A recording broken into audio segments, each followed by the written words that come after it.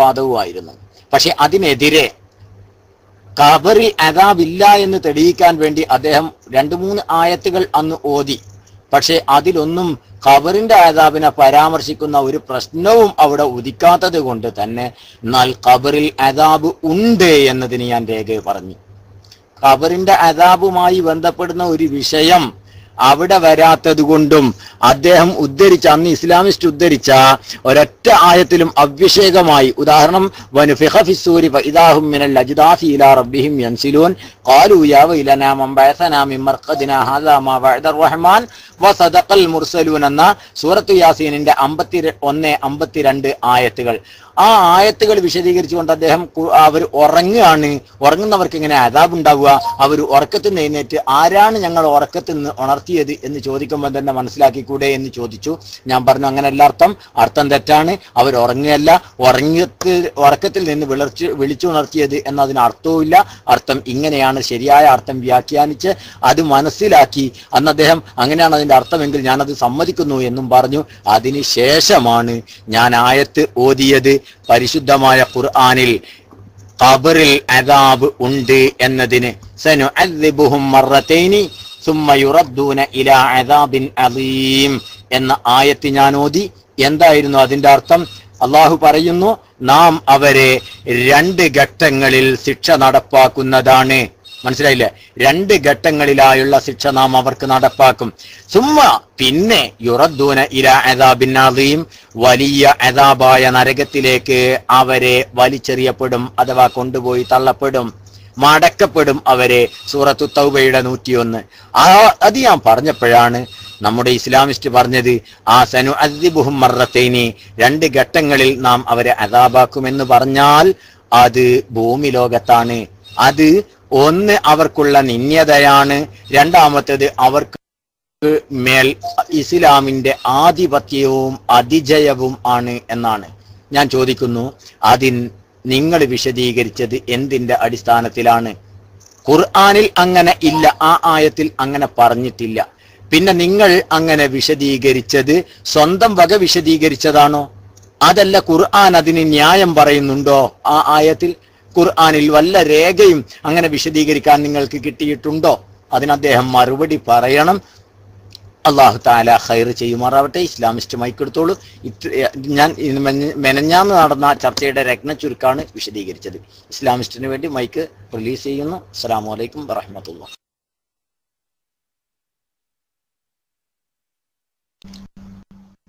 അസ്സലാമു അലൈക്കും വറഹ്മത്തുള്ളാഹി വബറകാതുഹു. പിന്നെ പയ്യോളി ഉസ്താദ് ഇവിടെ വിഷയം അവതരിപ്പിച്ചു. ഒരു ഫ്ലാഷ് ബാക്ക് എടുത്തിട്ട് സന്തോഷം. പക്ഷെ അതിൽ എനിക്ക് ചെറിയ അഭിപ്രായ വ്യത്യാസമുണ്ട്. കാരണം അദ്ദേഹം പറഞ്ഞത് പിന്നെ ഇവിടെ സൂറത്ത് യാസീനിലെ ആ 2 ആയത്ത് നരക ശിക്ഷയുമായി പിന്നെ ഖബർ ശിക്ഷയുമായി യാതൊരു വിധത്തിലും എതിർപ്പുള്ളതല്ല എന്ന് ഞാൻ സമ്മതിച്ചു എന്ന്. സത്യത്തിൽ ഞാൻ അങ്ങനെ സമ്മതിച്ചിട്ടില്ല. മറിച്ച് തങ്ങളുടെ വാദം ആ രീതിയിൽ വന്നപ്പോൾ ഞാൻ മറ്റൊരു ആയത്ത് എടുത്തിടുക മാത്രമാണ് ചെയ്തിട്ടുള്ളത്. അല്ലാതെ ആദ്യം അസ്സലാമു അലൈക്കും വറഹ്മത്തുള്ളാഹി. സുഹൃത്ത് തെറ്റിദ്ധരിച്ചതാണ്. ഞാൻ ഇപ്പൊ പറഞ്ഞതിൽ കേട്ടതിൽ സുഹൃത്ത് തെറ്റിയതാണ്. അത് സമ്മതിച്ചു എന്നല്ല ഞാൻ പറഞ്ഞത്. അതിന്റെ അർത്ഥം അങ്ങനെ അല്ല. ഉറക്കത്തിൽ നിന്ന് ഞങ്ങളെ വിളിച്ചുണർത്തിയത് ആരാണ് എന്നല്ല അതിന്റെ അർത്ഥം. മറിച്ച് കിടപ്പറയിൽ നിന്ന് പുനർജീവിതത്തിലൂടെ ഞങ്ങളെ പുറത്തേക്ക് കൊണ്ടുവന്നവൻ ആരാണ് എന്നാണ് അതിന്റെ അർത്ഥം എന്ന് ഞാൻ പറഞ്ഞപ്പോൾ അത് ശരിയാണ് എന്ന് നിങ്ങളും സമ്മതിച്ചു എന്നാണ് ഞാൻ പറഞ്ഞത്. അല്ലാതെ ഖബർ ശിക്ഷയായിട്ട് ഇതിന് ബന്ധമില്ല എന്നുള്ളത് നിങ്ങൾ സമ്മതിച്ചു എന്നല്ല. ഖബർ ശിക്ഷയായിട്ട് ഈ പറഞ്ഞതിന് ബന്ധമില്ല എന്ന് ഏത് മനുഷ്യന്മാർക്കും തിരിയും. ഈ പറഞ്ഞ നിങ്ങൾ ചിന്തിച്ചു നോക്കിയാൽ മതി. അതുകൊണ്ടാണ് സുഹൃത്ത് മനസ്സിലാക്കിയെടുത്ത് തെറ്റിദ്ധാരണ വന്നുകൊണ്ടാണ് കേട്ടോ ഞാൻ ഡോട്ടിട്ടത്. ക്ഷമിക്കണം, ഞാൻ ക്ഷമ ചോദിക്കുന്നു. കാരണം ഡോട്ടിടേണ്ടി വന്നത്. കാരണം സുഹൃത്തെ, നിങ്ങൾ സമ്മതിച്ചു എന്ന് പറഞ്ഞ ഖബർ ശിക്ഷയായിട്ട് അതിന് ബന്ധമില്ല എന്നുള്ള വിഷയം നിങ്ങൾ സമ്മതിച്ചു എന്നല്ല. മറിച്ച് അതിന്റെ അർത്ഥം നിങ്ങൾ മനസ്സിലാക്കിയത് തെറ്റായിരുന്നു. ശരിയായ അർത്ഥം ഞങ്ങൾ ഇവിടെ പറഞ്ഞപ്പോൾ അത് നിങ്ങൾ സമ്മതിച്ചു എന്നാണ് ഞാൻ പറഞ്ഞത്. ഈ ആയത്തിന്റെ അർത്ഥം നിങ്ങൾ നോക്ക്. ആയത്തിന്റെ അർത്ഥം നോക്കി ഇതുമായിട്ട് ഖബർ ശിക്ഷ എങ്ങനെയാ ബന്ധപ്പെടുന്നത് നോക്കിക്കോളൂ. വനുഫിഖ ഫിസ്സൂരി സൂറെന്ന കാഹളത്തിൽ ഊതപ്പെട്ടോ ഫഇദാഹും മിനൽ അജ്ദാസി ഇലാ റബ്ബിഹിം യൻസിലൂൻ. അപ്പോൾ അവരുടെ കല്ലറകളിൽ നിന്ന് അവരുടെ റബ്ബിലേക്ക് അവർ കുതിച്ചു പായുന്നതാണ്. എങ്ങനെ കുതിച്ചു പായും? ഖാലു, അവര് പറഞ്ഞുകൊണ്ട് കുതിച്ചു പായും, യാ വൈലന, ഞങ്ങളുടെ നാശമേ, മൻ ബഅസനാ മിൻ മർഖദിന, ആരാണ് ഞങ്ങളുടെ കിടപ്പറയിൽ നിന്ന് പുനർജീവിതത്തിലൂടെ ഞങ്ങളെ പുറത്തേക്ക് കൊണ്ടുവന്നത് എന്ന് ചോദിച്ചുകൊണ്ടവരെ അള്ളാഹു അവരുടെ രക്ഷിതാവിങ്കലേക്ക് കുതിച്ചു പായുന്നതാണ്. ഹാദാ മാ വഅദ റഹ്മാനു വസദഖൽ മുർസലൂൻ. ഇതാണ് അള്ളാഹു കരാറ് ചെയ്ത സമയം, മുർസലീങ്ങൾ സത്യസന്ധമായി പ്രബോധനം ചെയ്ത സന്ദർഭം ഇതാണ് എന്ന്. ഇതും കബർ ശിക്ഷയായിട്ട് ഇതിനെന്ത് ബന്ധമുണ്ട്? അതെല്ലാവർക്കും തിരിയൂലേ? അതില്ല എന്നുള്ളത് ബദീഹിയാണ്. ഈ ഇപ്പൊ രാത്രിയാണെന്ന് പറയുന്നത് പോലെ അത്രയും അതിനാ ഫഹമുള്ള ആളിന് അത് കബർ ശിക്ഷയായിട്ട് ബന്ധപ്പെടുന്ന വിഷയമല്ല. അതിൽ നിന്ന് കബർ ശിക്ഷ ഇല്ലാന്ന് കിട്ടൂല, ഒരിക്കലും കിട്ടൂല. അത് ഞാൻ പറഞ്ഞുള്ളൂ. അത് നിങ്ങൾ സമ്മതിച്ചു എന്നല്ല ഞാൻ പറഞ്ഞത്. മറിച്ച് ഞാൻ പറഞ്ഞത് ആ ആയത്തിന് അന്ന് നിങ്ങൾ വിശദീകരിച്ച അർത്ഥം അത് തെറ്റാണെന്ന് ഞാൻ പറഞ്ഞപ്പോ ഓക്കെ, അത് ഞാൻ സമ്മതിക്കുന്നു എന്ന് നിങ്ങൾ പറഞ്ഞു എന്നേ ഞാൻ പറഞ്ഞുള്ളൂ. ക്ഷമിക്കണം. ഡോട്ടിട്ടതിൽ മൈക്കെടുത്തോളൂ.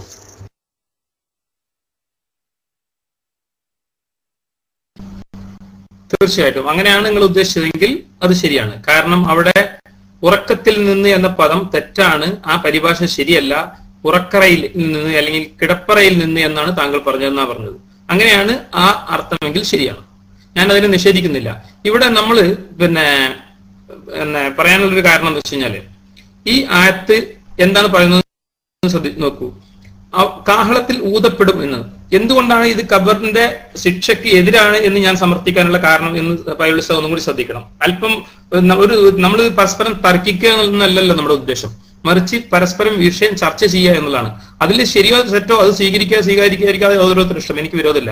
കാഹളത്തിൽ ഊതപ്പെടും, അപ്പോൾ ഖബറുകളിൽ നിന്ന് തങ്ങളുടെ രക്ഷിതാവിലേക്ക് കുതിച്ചു ചെല്ലും. അവർ പറയും, നമ്മുടെ നാശമേ, നമ്മളെ ഇപ്പൊ ഉറക്കത്തിൽ നിന്നുള്ളത് തെറ്റാണെങ്കിൽ ഓക്കെ, കിടപ്പറയിൽ നിന്ന് നമ്മെ എഴുന്നേൽപ്പിച്ചത് ആരാണ്? ഇത് പരമകാരുണികൻ വാഗ്ദാനം ചെയ്തതാണല്ലോ, ദൈവദൂതന്മാർ സത്യം തന്നെയാണ് പറഞ്ഞത് എന്നാണ്. അപ്പൊ അവരുടെ ഉറക്കറയിൽ നിന്ന് അവരെ എഴുന്നേൽപ്പിച്ചതിന് ശേഷമാണ് അവർ ഈ വാക്കുകൾ പറയുന്നത്. ഏത്? ഇത് പരമകാരുണികൻ വാഗ്ദാനം ചെയ്തതാണല്ലോ, ദൈവദൂതന്മാർ സത്യം തന്നെയാണ് പറഞ്ഞത് എന്ന്. അപ്പോഴാണ് ഇവർക്ക് ദൈവദൂതന്മാർ സത്യം തന്നെയാണ് പറഞ്ഞത് എന്ന ബോധം വന്നിട്ടുള്ളത്. ചിന്തിക്കണം, അവിടെയാണ് പ്രശ്നം. അവർക്ക് ബോധം വന്നത് ഇത് പരമകാരുണികൻ വാഗ്ദാനം ചെയ്തതാണല്ലോ, ദൈവദൂതന്മാർ സത്യം തന്നെയാണ് പറഞ്ഞത് എന്ന ബോധം വന്നത് എപ്പോഴാണ്? സൂർ എന്ന കാഹളത്തിൽ ഊതപ്പെട്ട് ഖബറുകളിൽ നിന്ന് അവർ തങ്ങളുടെ രക്ഷിതാവിലേക്ക് കുതിച്ചു ചെന്നതിന് ശേഷം. മറിച്ച് യഥാർത്ഥത്തിൽ ഖബറിന്റെ ശിക്ഷ ഉണ്ടായിരുന്നുവെങ്കിൽ, അവർക്ക് ഇത് ബോധ്യപ്പെടുന്നത് അള്ളാഹുവിന്റെ സന്നിധിയിൽ എത്തിയതിനു ശേഷമല്ല, മറിച്ച് ഖബറിൽ നിന്ന് തന്നെ അവർക്ക് ബോധ്യപ്പെടുമായിരുന്നു എന്നാണ് ഞാൻ പറഞ്ഞത്. അതാണ് ഞാൻ പറഞ്ഞ പോയിന്റ്. അവർക്ക് ഖബറിൽ നിന്ന് തന്നെ അത് ബോധ്യപ്പെടുമായിരുന്നു. പക്ഷെ ഇവിടെ പ്രശ്നം എന്താണ്? അവർ ഖബറിൽ നിന്ന് തന്റെ രക്ഷിതാവിലേക്ക് കുതിച്ചു ചെല്ലും. എന്നിട്ട് അവർ പറയും, നമ്മുടെ നാശമേ, നമ്മളെ ഈ കിടപ്പറയിൽ നിന്നും എഴുന്നേൽപ്പിച്ചത് ആരാണ് എന്ന്. അപ്പോഴാണ് അവർക്ക് ബോധ്യപ്പെടുന്നത് ദൈവദൂതന്മാർ പറഞ്ഞത് സത്യം തന്നെയാണ് എന്ന്. ഇതിൽ നിന്നാണ് ഞാൻ പറഞ്ഞത്, അവർക്കത് ബോധ്യപ്പെടുന്നത് ഖബറിൽ നിന്നല്ല, മറിച്ച് ഉറക്കറയിൽ നിന്ന് അല്ലെങ്കിൽ കിടപ്പറയിൽ നിന്ന് അവരെ എഴുന്നേൽപ്പിച്ചതിന് ശേഷമാണ്. മറിച്ച് ഈ ഖബറിലെ ചോദ്യം അതിനു മുമ്പാണ് നടന്നിരുന്നെങ്കിൽ അവർക്ക് ഇത് സത്യം തന്നെയാണ് എന്ന് ബോധ്യപ്പെടുന്നത് ഖബറിൽ നിന്നായിരിക്കും എന്നാണ് ഞാൻ പറയുന്നത്. Mike release.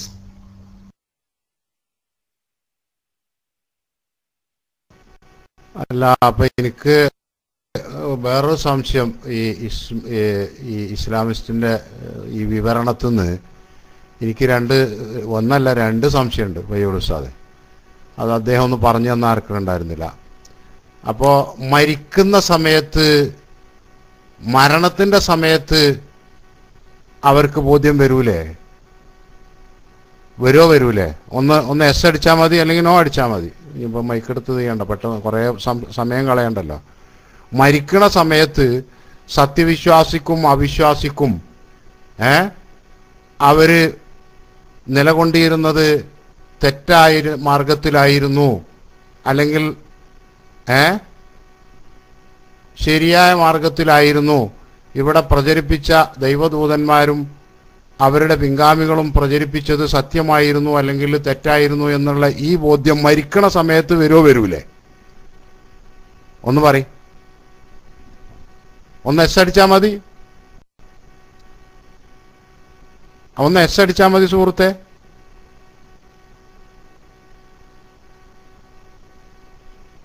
അല്ലെങ്കിൽ നോ അടിച്ചാൽ മതി. ആ വരും എന്നതിന് തെളിവുണ്ടോ? അത് ശരി, അത് ശരി. ആഹാ, വരും എന്നുള്ളതിന് തെളിവില്ല. നിങ്ങളിപ്പോൾ ഇത്രയൊന്നും വായിച്ചിട്ട് എന്ത് ചെയ്തില്ല? അപ്പൊ ഇദ്ദേഹം പറയുന്നത് എന്താണ്? മരിക്കണ സമയത്തും എന്ത് ചെയ്യൂല, താൻ മതവിശ്വാസിയായതുകൊണ്ട് തനിക്ക് രക്ഷയുണ്ടെന്നോ അല്ലെങ്കിൽ ശിക്ഷയുണ്ടെന്നോ ഉള്ള ഒരു ബോധവും ഒരു ധാരണയും ഈ ആൾക്ക് വരില്ല എന്നാണ് പറയുന്നത്. കണ്ടോ?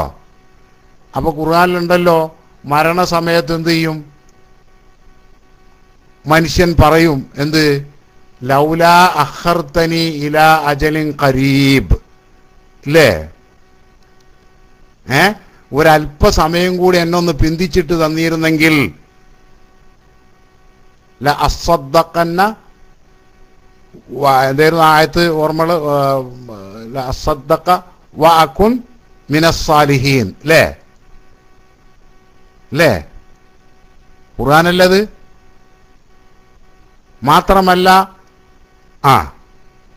മാത്രമല്ല മരണസമയത്ത് എല്ലാവരെയും ഒരുപോലെയാണോ അള്ളാഹുവിന്റെ മലക്കുകൾ റൂഹ് പിടിക്കുന്നത്? ആണോ സുഹൃത്തുക്കളെ? ആണോ? ഫയഖൂല റബ്ബി ലൗലാ അഖർതനി ഇലാ അജലിൻ ഖരീബ് ഫഅസ്സദ്ദഖ വഅകും മിനസ്സാലിഹീൻ. കണ്ടോ? ഞാൻ സജ്ജനങ്ങളിൽ ഉൾപ്പെട്ടവനായിക്കൊള്ളാം റബ്ബേ, എനിക്കൊരു അല്പസമയം കൂടി കിട്ടിയിരുന്നെങ്കിൽ, എന്നൊന്ന് പിന്തിച്ചു തരികയാണെങ്കിൽ എന്ന് പറയും. അപ്പൊ അവന് ബോധ്യപ്പെടുമല്ലോ. മാത്രമല്ല മറ്റൊരു സംശയം എനിക്കുള്ളത്, അത് ഒരല്പമാഴത്തിൽ ചിന്തിച്ചാൽ നിങ്ങൾക്ക് മനസ്സിലാകാവുന്നതാണ്. നിങ്ങളുടെ അഭിപ്രായ പ്രകാരം ഈ മരിച്ചിട്ട് ഖബറിൽ നിന്ന് അല്ലാഹു തആല പുനരുജ്ജീവിപ്പിക്കുന്നത് വരെയുള്ള സമയമുണ്ടല്ലോ, ഈ കാലയളവ്, ഈ കാലയളവിൽ അയാൾക്ക് സുഖമാണോ ദുഃഖമാണോ അനുഭവിക്കുന്നത്?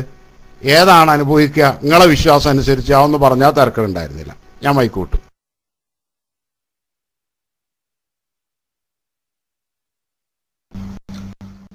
തീർച്ചയായിട്ടും ഇവിടെ മരണസമയത്ത് അവർക്കുണ്ടായിരുന്ന അവരുടെ ഒരു ബോധമാണ്, ഞങ്ങൾക്ക് അല്പമെങ്കിലും കൂട്ടി തന്നിരുന്നെങ്കിൽ നല്ലവരായി ജീവിക്കാമായിരുന്നു എന്ന്. അത് ആ വേദനയിൽ തോന്നുന്ന ഒരു വിഷയമാണ്. എന്നാൽ ദൈവദൂതന്മാർ പറഞ്ഞത് സത്യം തന്നെയാണല്ലോ എന്ന ബോധം അവർക്ക് വരുന്നത് എപ്പോഴാണ്? അത് സൂഹ എന്ന കാഹളത്തിൽ ഊതിയതിനു ശേഷമാണ്. ഇനി രണ്ടാമത്തെ ചോദ്യം, പിന്നെ കേൾവിക്കാരനെ പറഞ്ഞ പോലെ വിഷയം ഞാൻ ഇന്നലെ ഇവിടെ പറഞ്ഞു. അസ്സലാമു അലൈക്കും വറഹ്മത്തുള്ളാഹി. രണ്ടാമത്തെ ചോദ്യത്തിലേക്ക് പോകല്ല, ഇതൊന്നിങ്ങ് തീരുമാനമായിക്കോട്ടെ, ഇതിങ്ങോട്ട് തീരുമാനമായിക്കോട്ടെ. ഇപ്പൊ ബഹുമാനപ്പെട്ട കേൾവിക്കാരൻ ഉസ്താദ് പറഞ്ഞു, ആ സമയത്ത് അവർക്ക് ബോധ്യപ്പെട്ടിട്ടില്ലേ? ആ മരിക്കുന്ന സമയത്ത് തന്നെ ബോധ്യപ്പെട്ട കാര്യം നിങ്ങൾ പറയാണ് പിന്നെയാണ് ബോധ്യപ്പെട്ടത്. മരിക്കുന്ന സമയത്ത് തന്നെ മുജ്രിമീങ്ങൾക്ക് അഥവാ അക്രമകാരികളായ ആളുകൾക്ക് ബോധ്യപ്പെട്ടു ഈ വിഷയം. നിങ്ങൾ പറയണം അല്ല, ആ സമയത്തൊന്നും ബോധ്യപ്പെടുന്നില്ല, പിന്നെ ബോധ്യപ്പെടുന്നല്ലായിരുന്നു നിങ്ങൾ പറഞ്ഞത്. അല്ല, ആ സമയത്ത് തന്നെ ബോധ്യപ്പെടുന്നുണ്ട്. പിന്നെ ഈ പറഞ്ഞത് എന്താണ്? ഹാദാമ വഅദർ റഹ്മാൻ വസദഖൽ മുർസലൂൻ എന്ന് പറഞ്ഞത് എന്താണ് എന്നാ കിട്ടണ്ടേ? മനസ്സിലായോ? ഇസ്ലാമിസ്റ്റ് മനസ്സിലായോ? ആ മരിക്കണ സമയത്ത് തന്നെ റബ്ബി ലൗലാ അഖർതനി ഇലാ അജലിൻ ഖരീബ് ഫഅസ്തദ്ദഖ വഅകും മിനസ്സാലിഹീൻ, പടച്ചോനെ കുറച്ച് സമയം വൈകിപ്പിച്ചതാ, എന്നാ ഞാൻ സാലിഹ്യങ്ങൾ പെട്ടോളാന്ന് പറഞ്ഞു. അവിടെ തന്നെ ഓന് ബോധ്യപ്പെട്ടു ഓൻ ഇപ്പൊ ഉള്ളത് പേച്ചതിൽ തന്നെയാണ്. ഇനി പിന്നെ പിന്നോട്ടേക്ക് ഇട്ടുകൊടുത്തു കഴിഞ്ഞാൽ രക്ഷപ്പെടാനുള്ള മാർഗം തേടുമായിരുന്നു എന്നാ പറയുന്നത്. അപ്പൊ തന്നെ എനിക്ക് ബോധ്യപ്പെട്ട് മുർസലീങ്ങൾ പറഞ്ഞതൊക്കെ സത്യം തന്നെയായിരുന്നു, ഞാൻ പേച്ചയുമില്ല ഉള്ളത് എന്ന്. പക്ഷെ നിങ്ങൾ പറയുന്നു മറ്റേ സമയത്ത് ഹാദാമ വഅദർ റഹ്മാൻ വസദഖൽ മുർസലൂൻ എന്ന് പറയുന്നവരെ ബോധ്യപ്പെടുന്നുള്ളൂ, അതിന്റെ മുമ്പ് ബോധ്യപ്പെടുന്നില്ല എന്നാണ്. അത് തെറ്റാണ്. മരിക്കണ സമയത്ത് തന്നെ ബോധ്യപ്പെടുന്നുണ്ട്. പിന്നെ എന്താണ് ഈ ഹാദാമ വഅദർ റഹ്മാൻ വസദഖൽ മുർസലൂൻ? ആ സമയത്ത് ആരാ പറഞ്ഞത്? ഇവരാണോ? ആദ്യം തന്നെ ബോധ്യപ്പെട്ട ആളുകളാണോ ആ സമയത്ത് പറയുന്നത്? ആരാണ് ആ പറഞ്ഞത്, എന്താണ് ആ പറഞ്ഞത്? ഇതാണ് വിശദീകരിക്കണം എന്ന് ബഹുമാനപ്പെട്ട കേൾവിക്കാരൻ ഉസ്താദ് പറഞ്ഞത്. മനസ്സിലായില്ലേ? ഖുർആൻ വ്യാഖ്യാനിക്കുമ്പോ, ഖുർആൻ മനസ്സിലാക്കുമ്പോ ജസ്റ്റ് കേവല പരിഭാഷയിലേക്ക് പോയാലുള്ള ഒരു അപകടമാണ് ഈ മനസ്സിലാക്കേണ്ടത്. നിങ്ങൾ കഴിഞ്ഞിട്ടില്ല, ഇവിടെ ഒന്നും തീരൂല്ല ഇത്. ഇൻഷാ അല്ലാഹ് ഇനിയും ഒരുപാട് ആയത്തുകൾ നിങ്ങൾ വിശദീകരിക്കേണ്ടി വരും. അല്ലാഹു തആല ഖൈർ ചെയ്യുമാറാവട്ടെ. ഉസ്താദ്, ബഹുമാനപ്പെട്ട ഉസ്താദ് മൈക്കെടുത്തോളൂ. അസ്സലാമു അലൈക്കും.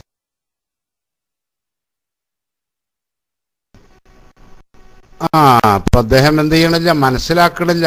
ഒരു അദ്ദേഹം എന്താ പറയാ, മനസ്സ് അവിടെ അടച്ചു പിടിച്ചിട്ടാണ് അദ്ദേഹം എന്ത് ചെയ്യണത്, വിഷയത്തെ സമീപിക്കുന്നത് എന്നാണ് മനസ്സിലാകുന്നത്. അദ്ദേഹം നേരത്തെ സംസാരത്തിന്റെ ആരംഭത്തിൽ പറഞ്ഞത് നമ്മളൊരു തർക്കമല്ല, രണ്ടൂട്ടൊരു ചർച്ചയാണ്. എന്നിട്ട് എന്ത് ചെയ്യുക, ഇഷ്ടമുള്ളത് അംഗീകരിക്കുക, അല്ലാത്തത് തിരസ്കരിക്കുക എന്നുള്ളതാണ്. അങ്ങനെയാണ് അദ്ദേഹം പറഞ്ഞത്. മനസ്സിലായില്ലേ? പക്ഷേ അദ്ദേഹത്തിൻ്റെ ഈ സമീപനത്തുനിന്ന് മനസ്സിലാണ് എന്താണ്, അതിന്ന് നേരെ മറിച്ചാണ്. ഏതോ ആവട്ടെ. അപ്പം അതാ വിഷയം അവിടെ ബാക്കി കിടക്കുന്നു. അതുപോലെ വേറെയുണ്ട്, ആയത്തുകൾ വേറെയുണ്ട്. ഇരിക്കട്ടെ, ഞാൻ ആ ഭാഗത്തേക്കൊന്നും പോണില്ല. അതൊക്കെ നമുക്ക് കുറച്ചുകൂടി നീണ്ട റൂട്ടായിരിക്കും. നിങ്ങളുടെ ഞാൻ മറ്റേത് അവിടെ തൽക്കാലം അവിടെ നിൽക്കട്ടെ പയ്യോളി ഉസ്താദെ. രണ്ടാമത്തേലേക്ക് കുറച്ചുകൂടി ഷോർട്ട് കട്ട് അതാണ്. ഈ മരണശേഷം അല്ലാഹു തആല മനുഷ്യനെ രണ്ടാമത് പുനരുജ്ജീവിപ്പിക്കുന്നതിൻ്റെ ഇടയിലുള്ള കാലയളവിൽ ഈ മനുഷ്യൻ അനുഭവിക്കുന്നത്, ആ മനുഷ്യൻ എന്ന് പറയുമ്പോൾ ബോഡിയല്ല ഉദ്ദേശിക്കുന്നത് കേട്ടോ, അത് നിങ്ങൾ മനസ്സിലാക്കണം, ആത്മാവാണ്. ആ മനുഷ്യൻ്റെ ആത്മാവ് അനുഭവിക്കുന്നത് സുഖമാണോ ദുഃഖമാണോ, ഏതാണ്? അത് രണ്ടാലൊന്ന് നിങ്ങൾ പറയാം. ഞാൻ മൈക്ക് കൂട്ടും.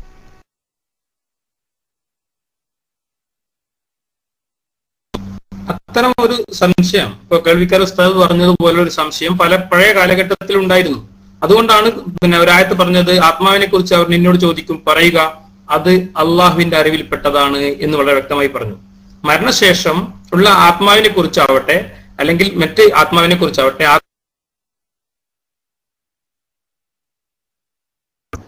ഉസ്താദ് ആ ആയത്തുങ്ങൾ ഓതി നിങ്ങൾ വലിയ പടൽ പോലും ഇസ്ലാമിസ്റ്റ്. ആ ആയത്തുങ്ങൾ ഓതിയാൽ നിങ്ങൾ അതിനേക്കാളും വലിയൊരു ഇതുമ കൊണ്ടുപോയി ഞങ്ങൾ കെട്ടുവേ, അതിങ്ങൾ പെട്ടുപോകും. പ്രത്യേകിച്ച് കേൾവിക്കാരൻ ഉസ്താദിന്റെ മുന്നിൽ നിങ്ങൾ ആ ആയത്ത് ഓതിയാൽ സത്യത്തില് നിങ്ങൾ വലിയൊരു കുടുക്കിലേക്ക് നിങ്ങൾ തല വെക്കുകയാണ്. പക്ഷെ പെട്ടെന്ന് ചർച്ച സ്റ്റോപ്പായി പോകും. അത് സ്റ്റോപ്പാവരുത്. അതുകൊണ്ട് തന്നെ നിങ്ങൾ ശ്രദ്ധിച്ച് ആ വിഷയം കൈകാര്യം ചെയ്യണം. ബഹുമാനപ്പെട്ട ഉസ്താദിന്റെ മൈക്കെടുക്കും. അല്ലാഹു തആല ഖൈർ ചെയ്യട്ടെ. അസ്സലാമു അലൈക്കും. അത് പിന്നെ ഞാൻ ഇത് ചെയ്യാൻ കാരണം എന്ന് പറഞ്ഞാൽ, ഇപ്പോൾ ഡോട്ടിട്ടയിൽ ഇസ്ലാമിസ്റ്റ് വിഷമം തോന്നരുത്. ഖബറിൽ ശിക്ഷ ഉണ്ടോ ഇല്ല എന്നുള്ള സംശയത്തിൻ്റെ പേരിലാണ് എന്ത് ചെയ്തത്, അങ്ങനെ ചോദിച്ചത്. അതുകൊണ്ടാണ് കുലിർ റൂഹ് മിൻ അംരി റബ്ബി എന്ന് യസ്അലൂനക അനി റൂഹി കുലിർ റൂഹ് മിൻ അംരി റബ്ബി എന്ന് പറഞ്ഞത് എന്നാണ്. അത് നിങ്ങളുടെ പോക്കറ്റിൽ നിന്ന് എടുത്തതാണ്, ഖുർആനിൽ അത് പറഞ്ഞിട്ടില്ല കേട്ടാ. നമ്മളെന്ത് ചെയ്യരുത്, സ്വന്തം പോക്കറ്റ്, നിങ്ങൾ ഖുർആനാണെങ്കിൽ ഖുർആൻ മാത്രം നിങ്ങൾ പോക്കറ്റിൽ നിന്ന് എടുത്ത് എന്ത് ചെയ്യരുത്, ഖുർആനാണെന്നുള്ള ആൾക്ക് പറയരുത്. അത് പറഞ്ഞാൽ ഖുർആന്റെ പേരിൽ ഖുർആനിൽ അല്ലാഹു തആല പറയാത്തൊരു കാര്യം ഖുർആന്റെ വ്യാഖ്യാതാക്കളും ഞങ്ങളെ സംബന്ധിച്ചിടത്തോളം അയിമത്ത് വ്യാഖ്യാനിച്ചാൽ അത് മതി. അത് രണ്ടും അല്ലാത്തത് നിങ്ങൾ പറയുമ്പോൾ ഞങ്ങൾക്ക് നിങ്ങൾ അവിടെ പിടിച്ചു നിർത്തേണ്ടി വരും. അതുകൊണ്ടാണ് ഇപ്പോൾ ഡോട്ടിട്ടത്. ഞാൻ മുമ്പുള്ളവർ ചോദിച്ചോ ഇല്ലേ എന്നുള്ളതൊന്നും ഞാൻ ചോദിച്ചിട്ടില്ല. ഞാൻ നിങ്ങളോട് ചോദിച്ചത്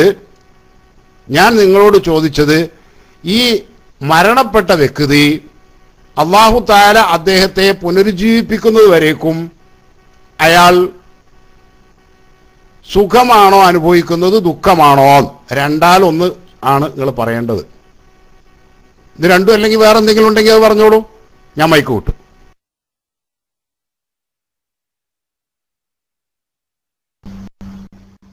അതായത് മരണപ്പെട്ട വ്യക്തി മരണത്തിനും പുനർജീവിതത്തിനും ഇടയിലുള്ള കാലയളവിൽ എന്താണ് അവന്റെ അവസ്ഥ എന്ന് പരിശുദ്ധ ഖുർആൻ വ്യക്തമാക്കിയതായിട്ട് എനിക്കറിയില്ല. എന്റെ അറിവിലില്ല.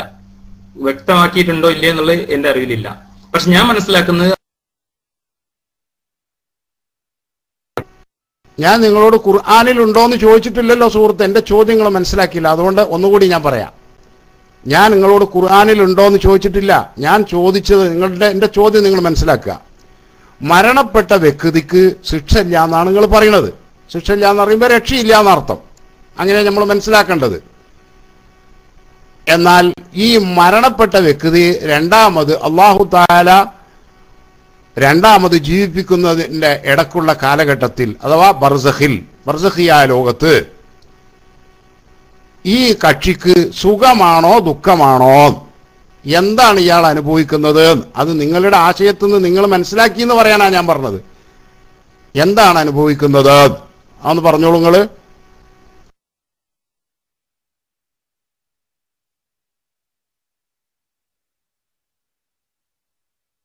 അത് തന്നെയാണ് ഞാൻ പറഞ്ഞു വരുന്നത്.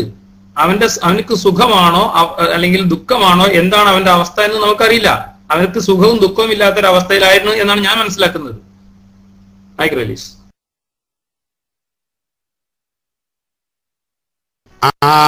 നിങ്ങൾ ശരിക്ക് പറഞ്ഞാൽ എന്താ ഇപ്പൊ പറഞ്ഞ എന്താന്ന് ഞങ്ങള് അറബിയിൽ പറയുമ്പോ മുഹാല് എന്ന് പറയും. മഹാവൈരുദ്ധ്യ ബുദ്ധിക്ക് ഉൾക്കൊള്ളാൻ കഴിയാത്തതാണ് നിങ്ങൾ പറയുന്നത്. ഇപ്പോൾ ഞാനൊരു ഉദാഹരണം, നിങ്ങൾക്ക് വേഗം മനസ്സിലാവുന്ന ഒരു ഉദാഹരണം ഞാൻ പറഞ്ഞുതരാം. വേഗം മനസ്സിലാവുന്ന ഒരു ഉദാഹരണം. ആ ഉദാഹരണത്തിലേക്ക് പോകുന്നതിന് മുമ്പ്, ഈ സുഖം എന്നുള്ളതിന്റെ ഓപ്പോസിറ്റ് അല്ലേ, അതിന്റെ വിപരീതമല്ലേ ദുഃഖം എന്നുള്ളത്? ആണോ അല്ലേ? ഇസ്ലാമിസ്റ്റ് അടിച്ചാൽ മതി. യെസ് അടിച്ചിട്ടുണ്ട് അല്ലേ? എല്ലാവരും കണ്ടില്ലേ? സുഖം എന്നതിന്റെ നേരെ ഓപ്പോസിറ്റ് ആണെന്ത്? ദുഃഖം എന്നുള്ളത്. എല്ലാവർക്കും അറിയില്ലേ സുഹൃത്തുക്കൾ? ഇതിൽ സാധാരണക്കാർക്ക് എല്ലാവരും ഇത് മനസ്സിലാക്കണം ഈ കാര്യം. അങ്ങനെയല്ലേ? സുഖം എന്നതിന്റെ നേരെ വിപരീതമാണ് ദുഃഖം എന്നുള്ളത് അല്ലേ? ഇനി ഈ സുഖവും ദുഃഖവും ഏറ്റക്കുറച്ചിലുണ്ടാവും കേട്ടോ, അത് മനസ്സിലാക്കണം. സുഖവും ദുഃഖവും എന്നുള്ളത് എന്തുണ്ടാവും? ഏറിയും കുറഞ്ഞിരിക്കും. പക്ഷെ രണ്ടും വിപരീതമാണ്. ആ കാര്യം എല്ലാവർക്കും മനസ്സിലായോ? ഒന്നിന്റെ വിപരീതമാണ് മറ്റത് എന്നുള്ളത് മനസ്സിലായി. ഇനി അതുപോലുള്ള മറ്റൊരു ഉദാഹരണം ഞാൻ പറഞ്ഞുതരാം. വെളിച്ചം. തന്നെ വെളിച്ചം, അതിന്റെ വിപരീതം നിങ്ങളൊന്ന് അടിക്കി എല്ലാവരും.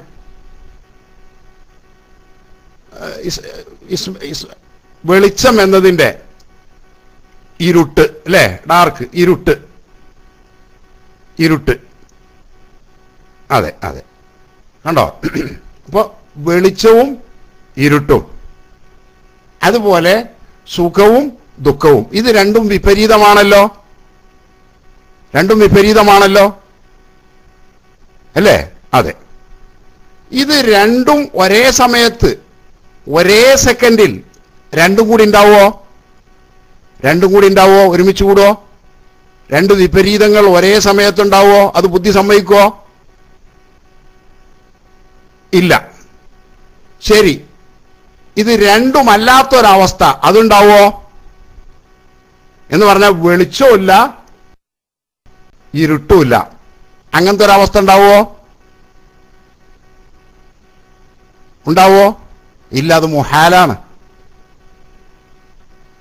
മുഹാലാണ്. ഇസ്ലാമിസ്റ്റ് മനസ്സിലാവുന്നുണ്ടാ? വെളിച്ചവും ഇല്ല ഇരുട്ട് ചിലപ്പോൾ കൂടിയിരിക്കും, വെളിച്ചം ചിലപ്പോൾ കൂടിയിരിക്കും, കുറഞ്ഞിരിക്കും, എന്തോ ആവട്ടെ. ഇനി മറ്റൊരു ഉദാഹരണം കൂടെ നോക്കൂ. ഒരു വസ്തു ഒന്നിരിക്കെ ചലിക്കുന്നു അല്ലെങ്കിൽ നിശ്ചലമായി നിൽക്കുന്നു. ചലനം, നിശ്ചലനം, ഇത് രണ്ടും വിപരീതമല്ലേ? അല്ലേ? ആണോ അല്ലേ ശ്രോതാക്കള്? അല്ലേ? അതെ. എന്നാ ഒരു വസ്തു ചലിക്കുന്നുമില്ല, പിന്നെ ചലിക്കാതിരിക്കുന്നുമില്ല, അങ്ങനെ ഒരു അവസ്ഥ ഉണ്ടാവോ? ഇളകുന്നില്ല, ഇളകാതിരിക്കണമില്ല, ഒരേ സമയത്ത്. അല്ലാതെ കുറച്ചു നേരം ഇളകി പിന്നെ ഇളകായിരുന്നു, അങ്ങനല്ല.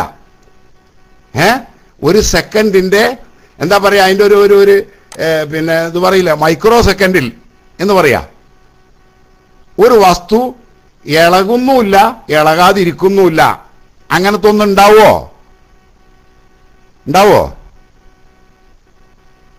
ഇല്ല. അത് മുഹാലെന്ന് പറയും, അസംഭവ്യാണത്, നടക്കൂല, അത് ഉണ്ടാവൂല. എന്താണെങ്കിലും ഒരു വസ്തു ഒന്നിരിക്കെ ഒരു സമയത്ത് അത് നിശ്ചലമായിരിക്കാം, അല്ലെങ്കിൽ ചലിക്കുന്നതായിരിക്കാം, പ്രകാശം ഉണ്ടായിരിക്കാം, പ്രകാശം ഇല്ലാതിരിക്കാം. എന്നാൽ പ്രകാശവുമില്ല, ഇരുട്ടുമില്ല. അങ്ങനത്തെ ഒരു അവസ്ഥ നിങ്ങൾക്ക് സങ്കല്പിക്കാൻ കഴിയുന്നുണ്ടോ? മനുഷ്യബുദ്ധിക്ക് യോജിക്കുന്നുണ്ടോ? അതെ, നിങ്ങൾക്ക് വേണ്ടിയിട്ടാണ് ഈ പറയുന്നത്, നിങ്ങൾ മനസ്സിലാക്കാനാണ് ഈ പറയുന്നത്. ഉണ്ടാവോ? ഇല്ല. നിങ്ങളൊന്ന് സങ്കല്പിക്കൂ, ഇരുട്ടുമില്ല, വെളിച്ചവുമില്ല, ഇരുട്ടുമില്ല. നിങ്ങളൊന്ന് സങ്കല്പിച്ചാട്ടെ, സാധിക്കുമോ? അത് ഇല്ല, അത് മുഹാലാണ്. എന്നതുപോലെ സുഖവുമില്ല, ദുഃഖവുമില്ല. സുഖവുമില്ല, ദുഃഖവുമില്ല. ഇങ്ങനത്തെ ഒരവസ്ഥ അസംഭവ്യമാണ്. അതെന്ന് പറഞ്ഞാൽ ഒരിക്കലും സംഭവിക്കാത്തതാണ്, സംഭവിക്കാൻ പാടില്ലാത്തതാണ്. രണ്ട് വൈരുദ്ധ്യങ്ങൾ, അതില്ലാതിരിക്കുക എന്ന്. ഒരു മനുഷ്യൻ ഉണ്ട്, ഇല്ല, ഒന്നിരിക്കെ ഉണ്ടാവണം, ഇല്ലെങ്കിൽ ഇല്ലാതിരിക്കണം. ഒരു വസ്തു ഉണ്ട്, ഇല്ല, ഇത് രണ്ടുമല്ലാത്തൊരവസ്ഥ ഉണ്ടാവുമോ? ഒരു വസ്തു ഒന്നിരിക്കെ ഉണ്ടായിരിക്കണം, ഇല്ലെങ്കിൽ ഇല്ലാതിരിക്കണം. ഇത് രണ്ടുമല്ലാത്ത മൂന്നാമത്തെ ഒരവസ്ഥ ഉണ്ടാവുമോ? മൂന്നാമത്തെ ഒരവസ്ഥ ഉണ്ടാ? ഇല്ല. അതുപോലെ തന്നെയാണ് സുഖവും ദുഃഖവും. ഇദ്ദേഹം പറയുന്നത് സുഖവും ഇല്ല, ദുഃഖവും ഇല്ല എന്നാ. അങ്ങനത്തെ ഒരവസ്ഥ ഇല്ല. ഏതുപോലെ വെളിച്ചമില്ല, ഇരുട്ടുമില്ല, രണ്ടുമില്ല. പിന്നെ ഇളകുന്നുമില്ല, ഇളകാതിരിക്കുന്നുമില്ല എന്ന് പറയുന്നത് പോലെയാണ് നിങ്ങൾ പറഞ്ഞ മഹാവിഡ്ഢിത്തമാണ് ഇപ്പൊ നിങ്ങൾ പറഞ്ഞത്. മനസ്സിലായില്ലേ? ഒന്നിരിക്കെ എന്തുണ്ടായിരിക്കണം? സുഖമുണ്ടായിരിക്കണം, അല്ലെങ്കിൽ ദുഃഖമുണ്ടായിരിക്കണം. ആ സുഖവും ദുഃഖവും വ്യത്യസ്തമായിരിക്കും. മനസ്സിലായില്ലേ? അപ്പൊ അത് ബുദ്ധിക്ക് യോജിക്കാത്ത, സാമാന്യ ബുദ്ധിക്ക് എന്നല്ല, ഒരു ബുദ്ധിക്കും യോജിക്കാത്ത വൈരുദ്ധ്യമാണ്. രണ്ട് വൈരുദ്ധ്യങ്ങൾ ഒരുമിച്ച് കൂടാന്നും പറയാൻ വയ്യ. ഇല്ലാത്തൊരവസ്ഥ, വെളിച്ചവുമില്ല, ഇരുട്ടുമില്ല എന്ന് പറയുന്നത് പോലെ, നിശ്ചലവും അല്ല, ചലനവുമല്ല, ഇല്ല എന്ന് പറയുന്നത് പോലുള്ള വിഡ്ഢിത്തമാണ് നിങ്ങൾ പറയുന്നത് എന്ന് നിങ്ങൾക്ക് മനസ്സിലായിട്ടുണ്ടാവും എന്ന് കരുതുന്നു. ഞാൻ മൈക്കൂട്ടു. അസ്സലാമു അലൈക്കും. സത്യത്തില് ഇവിടെ ഉസ്താദ് വിഷയവുമായി ബന്ധമില്ലാത്ത കാര്യത്തിലേക്കാണ് പോകുന്നതെന്ന് എനിക്ക് പറയാനുള്ളത്. കാരണം ഒരാൾക്ക് സുഖവും ദുഃഖവും ഇല്ലാത്ത അവസ്ഥ ഉണ്ടാവുമെന്നാ. ഞാനൊന്ന് ചോദിച്ചോട്ടെ സഹോദര, വളരെ സിമ്പിളായിട്ട് ചോദിക്കാണ്. ബോധം കെട്ടിക്കെടുക്കുന്ന മനുഷ്യനിക്ക് സുഖാണോ ഉണ്ടാവുക അതോ ദുഃഖാണോ ഉണ്ടാവുക? സിമ്പിളായിട്ട് ഒന്ന് ടെക്സ്റ്റ് അടിച്ചാൽ നിങ്ങൾ എല്ലാവരും.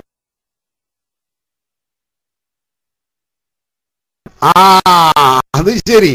ബോധം കെട്ട് കിടക്കുന്ന ആൾക്ക് സുഖാണോ ദുഃഖാണോ എന്നുള്ളത് അത് അയാളെ സംബന്ധിച്ചിടത്തോളം സുഖമാണ്. നിങ്ങൾ അങ്ങനെ കിടന്നിട്ടുണ്ട്, അത് അനുഭവിച്ചോനാ, പറഞ്ഞുതരാ.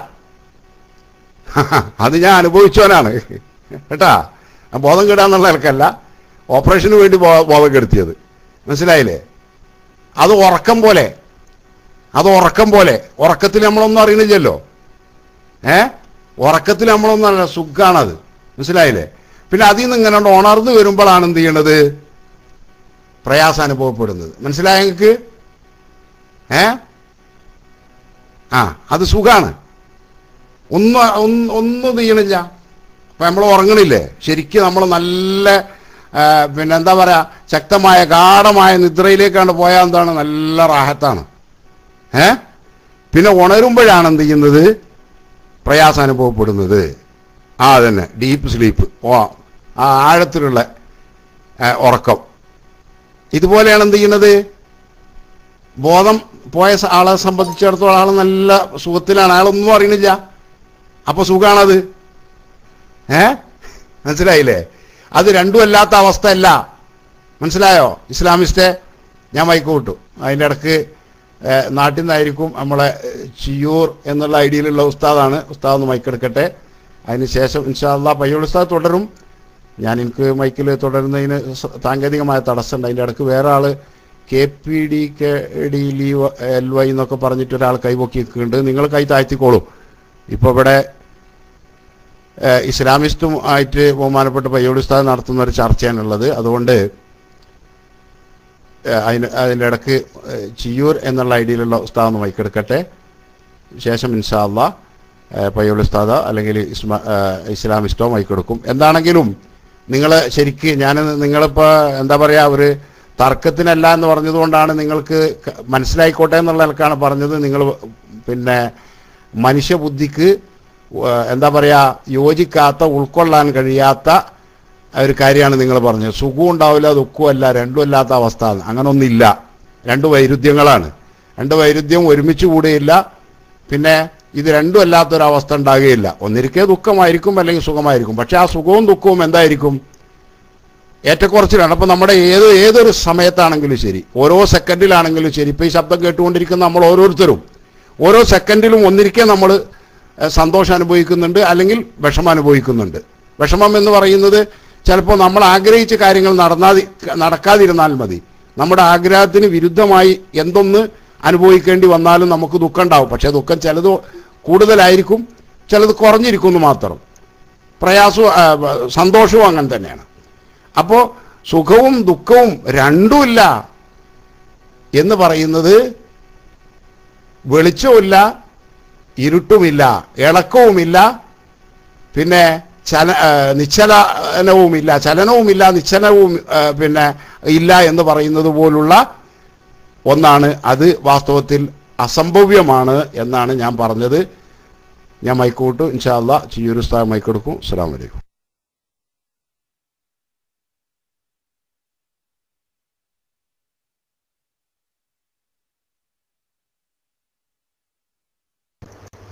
അസ്സലാമു അലൈക്കും വറഹ്മത്തുള്ളാഹി വബറകാതുഹു.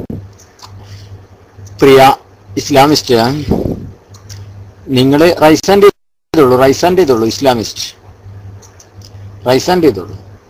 സുഹൃത്ത് KPPKDLY, പ്ലീസ്. നിങ്ങളെ ഞാൻ ഡോട്ടിട്ട് എന്തിനാണ്? നിങ്ങളിപ്പോൾ മൈക്കിലേക്ക് വരരുത് എന്ന് കരുതിയിട്ടാണ്. അദ്ദേഹത്തിനൊന്നും പിന്നെ മൈക്കിലേക്ക് ഇപ്പൊ നിങ്ങൾക്ക് അനുവാദം ഇല്ല. സമയമുണ്ടല്ലോ, സമയം തരും. ഇസ്ലാമിസ്റ്റ് റൈസ് ആൻഡ് നമ്മളെ ഇസ്ലാമിസ്റ്റ് ഒന്ന് റൈസ് ആൻഡ് ചെയ്യട്ടെ. എന്താ ഇസ്ലാമിസ്റ്റ് ഇങ്ങനെ ഇപ്പോഴെ തന്നെ ഒഴിവാവല്ലേ? കാരണം എവിടെയെങ്കിലും വിഷയൊരുത്തൽ എത്തട്ടെ. സുഹൃത്തെ, നിങ്ങൾ മനസ്സിലാക്കിയത്, നിങ്ങൾ പറയണത് എന്താണ്? നിങ്ങൾ പറഞ്ഞത് ശരിക്കും മനസ്സിലാക്കി. നിങ്ങൾ പറയുന്നു ഖബറില് അദാബൊന്നുമില്ല. ഖബറിൽ എന്താണ്? സുഖകരമായ നിദ്രയാണ് അവര്. എന്നിട്ട് അവർ ഖിയാമത്താണിൽ എഴുന്നേറ്റിട്ട് പറയും, മംബാസനാ മിമ്മർഖദിനാ ഹാദാ മാ ബഅദർ റഹ്മാൻ വസദഖൽ മുർസലൂൻ. അവരുടെ സുഖനിദ്രയിൽ നിന്ന് അവർ എഴുന്നേറ്റിട്ട് പറയും, അതെ, പിന്നെ ഞങ്ങളിപ്പോ ഈ ഉറക്കത്തിൽ നിന്ന് വിളിച്ചുണർത്തിയത് ആരാണ്? അപ്പൊ അവര് സുഖത്തിലാണ് എന്നല്ല അതിന്റെ അർത്ഥം. ഖബറിൽ സുഖമുണ്ട് എന്ന് നിങ്ങൾ സമ്മതിക്കലല്ലേ? മൈക്ക് ചാടുന്നത് മാന്യതല്ല എന്നല്ല, പക്ഷെ മൈക്ക് ചാടുന്നത് നിങ്ങൾ ആ സമയത്ത് പറയുന്ന റോങ് കൊണ്ടാണ്. അത് നിങ്ങൾ ശ്രദ്ധിക്കണം. ഒരിക്കലും തന്നെ നിങ്ങൾക്ക് മൈക്ക് അനുവദിക്കാതിരിക്കുകയല്ല. നിങ്ങൾ ആ സമയത്ത് പറഞ്ഞ റോങ് എന്താ അറിയോ? ബോധം കെട്ടാല് ഏതവസ്ഥ ഉണ്ടാവുക? സുഖാണോ ദുഃഖാണോ? യഥാർത്ഥത്തിൽ ബോധക്കേട് ഉണ്ടായിക്കഴിഞ്ഞാൽ നല്ല സുഖാണ്. നിങ്ങൾ കാര്യം വല്ലാതെ മാനസികമായി കടബാധ്യത കൊണ്ട് പ്രയാസപ്പെടുന്ന ഒരു വ്യക്തി ഒന്ന് ബോധം കെടുത്തെ, നല്ല പിന്നെ മറ്റേ പിൽസ് ഉണ്ടല്ലോ, പിന്നെ അത് കഴിച്ചിട്ട് ഒന്ന് ബോധം കെട്ടാൽ ഓന്റെ വിഷമങ്ങളൊക്കെ അതിന്റെ ടൈം കഴിയുന്നത് വരേക്കും തീർന്നു. എന്താ നിങ്ങൾ ആലോചിച്ച് നോക്ക്. നല്ല ഡീപ്പ് സ്ലീപ്പ് അതിലേക്ക് അവൻ പോയി. അപ്പൊ ഡീപ്പ് സ്ലീപ്പ് ഒരു വലിയ സുഖം നൽകുന്നുണ്ട് എന്നാ. അതവിടെ നിൽക്കട്ടെ. അപ്പൊ ഞാൻ അതിലേക്കല്ല പോണത്. ഓക്കെ ഞാൻ അതിലേക്കല്ല പോകുന്നത്. അപ്പൊ നിങ്ങൾ പറയുന്നതിനനുസരിച്ച് തന്നെ ഓക്കെ എന്തായാലും പിന്നെ ഇസ്ലാമിസ്റ്റ് മൈക്കിലേക്ക് വന്നോളൂ. നിങ്ങൾക്ക് മൈക്ക് തരും, ഞങ്ങൾക്കൊരു പരാതിയില്ല. പക്ഷെ നിങ്ങൾ എപ്പോഴും ശ്രദ്ധിക്കുക, പൊതുജനങ്ങൾക്ക് എന്നല്ല ഒരു സാധാരണക്കാരന്റെ ബുദ്ധിക്ക് ഉൾക്കൊള്ളാൻ പറ്റുന്നതും അത് ശരിയാണെന്ന് ബുദ്ധിക്കെങ്കിലും, ഖുർആനിനും ഹദീസിനും എന്തായാലും അനുകൂലമല്ലത്, ബുദ്ധിക്കെങ്കിലും ഉൾക്കൊള്ളാൻ പറ്റുന്നത് നിങ്ങൾ പറയണം എന്ന് സുഹൃത്തിനെ ഓർമ്മിപ്പിക്കുകയാണ്. 20 ആയത്തല്ല ഞാൻ പറഞ്ഞില്ല, അതന്നല്ലേ. ഇന്നിപ്പോ എത്ര ആറ്റാൻ കൂടുതലുണ്ട്, അതവിടെ നിൽക്കട്ടെ. 20 26 ഓതിത്തരും, അത് വേറെ വിഷയം. പക്ഷെ ഇപ്പൊ ഈ പറഞ്ഞ വിഷയം ഒന്ന് തീരുമാനാവട്ടെ. ഇസ്ലാമിസ്റ്റ്, നിങ്ങളുടെ ഈ വാദം പൊള്ളയാണ്. നിങ്ങളത് മനസ്സിലാക്കി. നിങ്ങൾ ഖുർആനിൽ ഇല്ലാത്തത് ഉണ്ടെന്ന് കരുതി ഇല്ലാത്തത് ഉണ്ടെന്ന് കരുതി, ശരിക്കും ശ്രദ്ധിക്കണം, ഖുർആനിൽ ഇല്ലാത്തത് ഉണ്ടെന്ന് കരുതി ഖുർആനിൽ ശിക്ഷയില്ല പിന്നെ രക്ഷയാണോ എന്ന് ചോദിച്ചപ്പോ അത് നിങ്ങൾക്ക് അറിയില്ല എന്നാ പറഞ്ഞത്. അത് നിങ്ങൾക്ക് അറിയില്ല എന്നാ പറയണത്. അങ്ങനെ ഖുർആൻ പഠിക്കാൻ പാടില്ലല്ലോ സുഹൃത്തെ. കാരണം പഠിക്കുകയാണെങ്കിൽ ഒരു വിഷയം വിശ്വസിക്കുന്നതിന് മുമ്പ് അതിനെക്കുറിച്ച് പൂർണ്ണമായ ഒരു ബോധം നിങ്ങൾക്ക് ഉണ്ടാവണ്ടേ. ഓക്കെ, അദ്ദേഹം വരുന്നില്ല ഹബീബെ. കേൾവിക്കാരൻ ഉസ്താദിനെ മൈക്കെടുത്തോളൂ, ഞാൻ വിടാം. അസ്സലാമു അലൈക്കും. അദ്ദേഹം അതായിട്ട് പറയുന്നത് മൈക്ക് ചാടി എന്നുള്ളതാണ്. ഇതാണോ നിങ്ങളുടെ മാന്യത? ഇത് ഞങ്ങളുടെ മാന്യത. നിങ്ങൾ ഖുർആനിലെ ഖുർആൻ പറയാത്തൊരു കാര്യം ഖുർആനായിട്ട് നിങ്ങൾ ഇവിടെ എന്ത് ചെയ്തു പറഞ്ഞപ്പോഴാണ് ഒരിക്കൽ നിങ്ങൾ എന്ത് ചെയ്തത്? മൈക്ക് വാങ്ങിയത്. മനസ്സിലായോ? അല്ല, നിങ്ങൾ പറയുന്ന നിങ്ങൾ ഖുർആനാണ് എന്നുള്ള ഖുർആന്റെ അർത്ഥമാണെന്ന നിലക്ക് നിങ്ങൾ സ്വന്തം പോക്കറ്റിൽ നിന്ന് പറയാം. അതൊക്കെ ഞങ്ങളിങ്ങനെ കേട്ടിരുന്നാൽ ഈ കേട്ടുകൊണ്ടിരിക്കുന്ന സാധാരണക്കാരുണ്ട്, അവർ തെറ്റിദ്ധരിക്കും. അതിൻ്റെ ഉത്തരവാദി ഞങ്ങളാവും അള്ളാഹുവിൻ്റെ മുമ്പിൽ. മനസ്സിലായോ?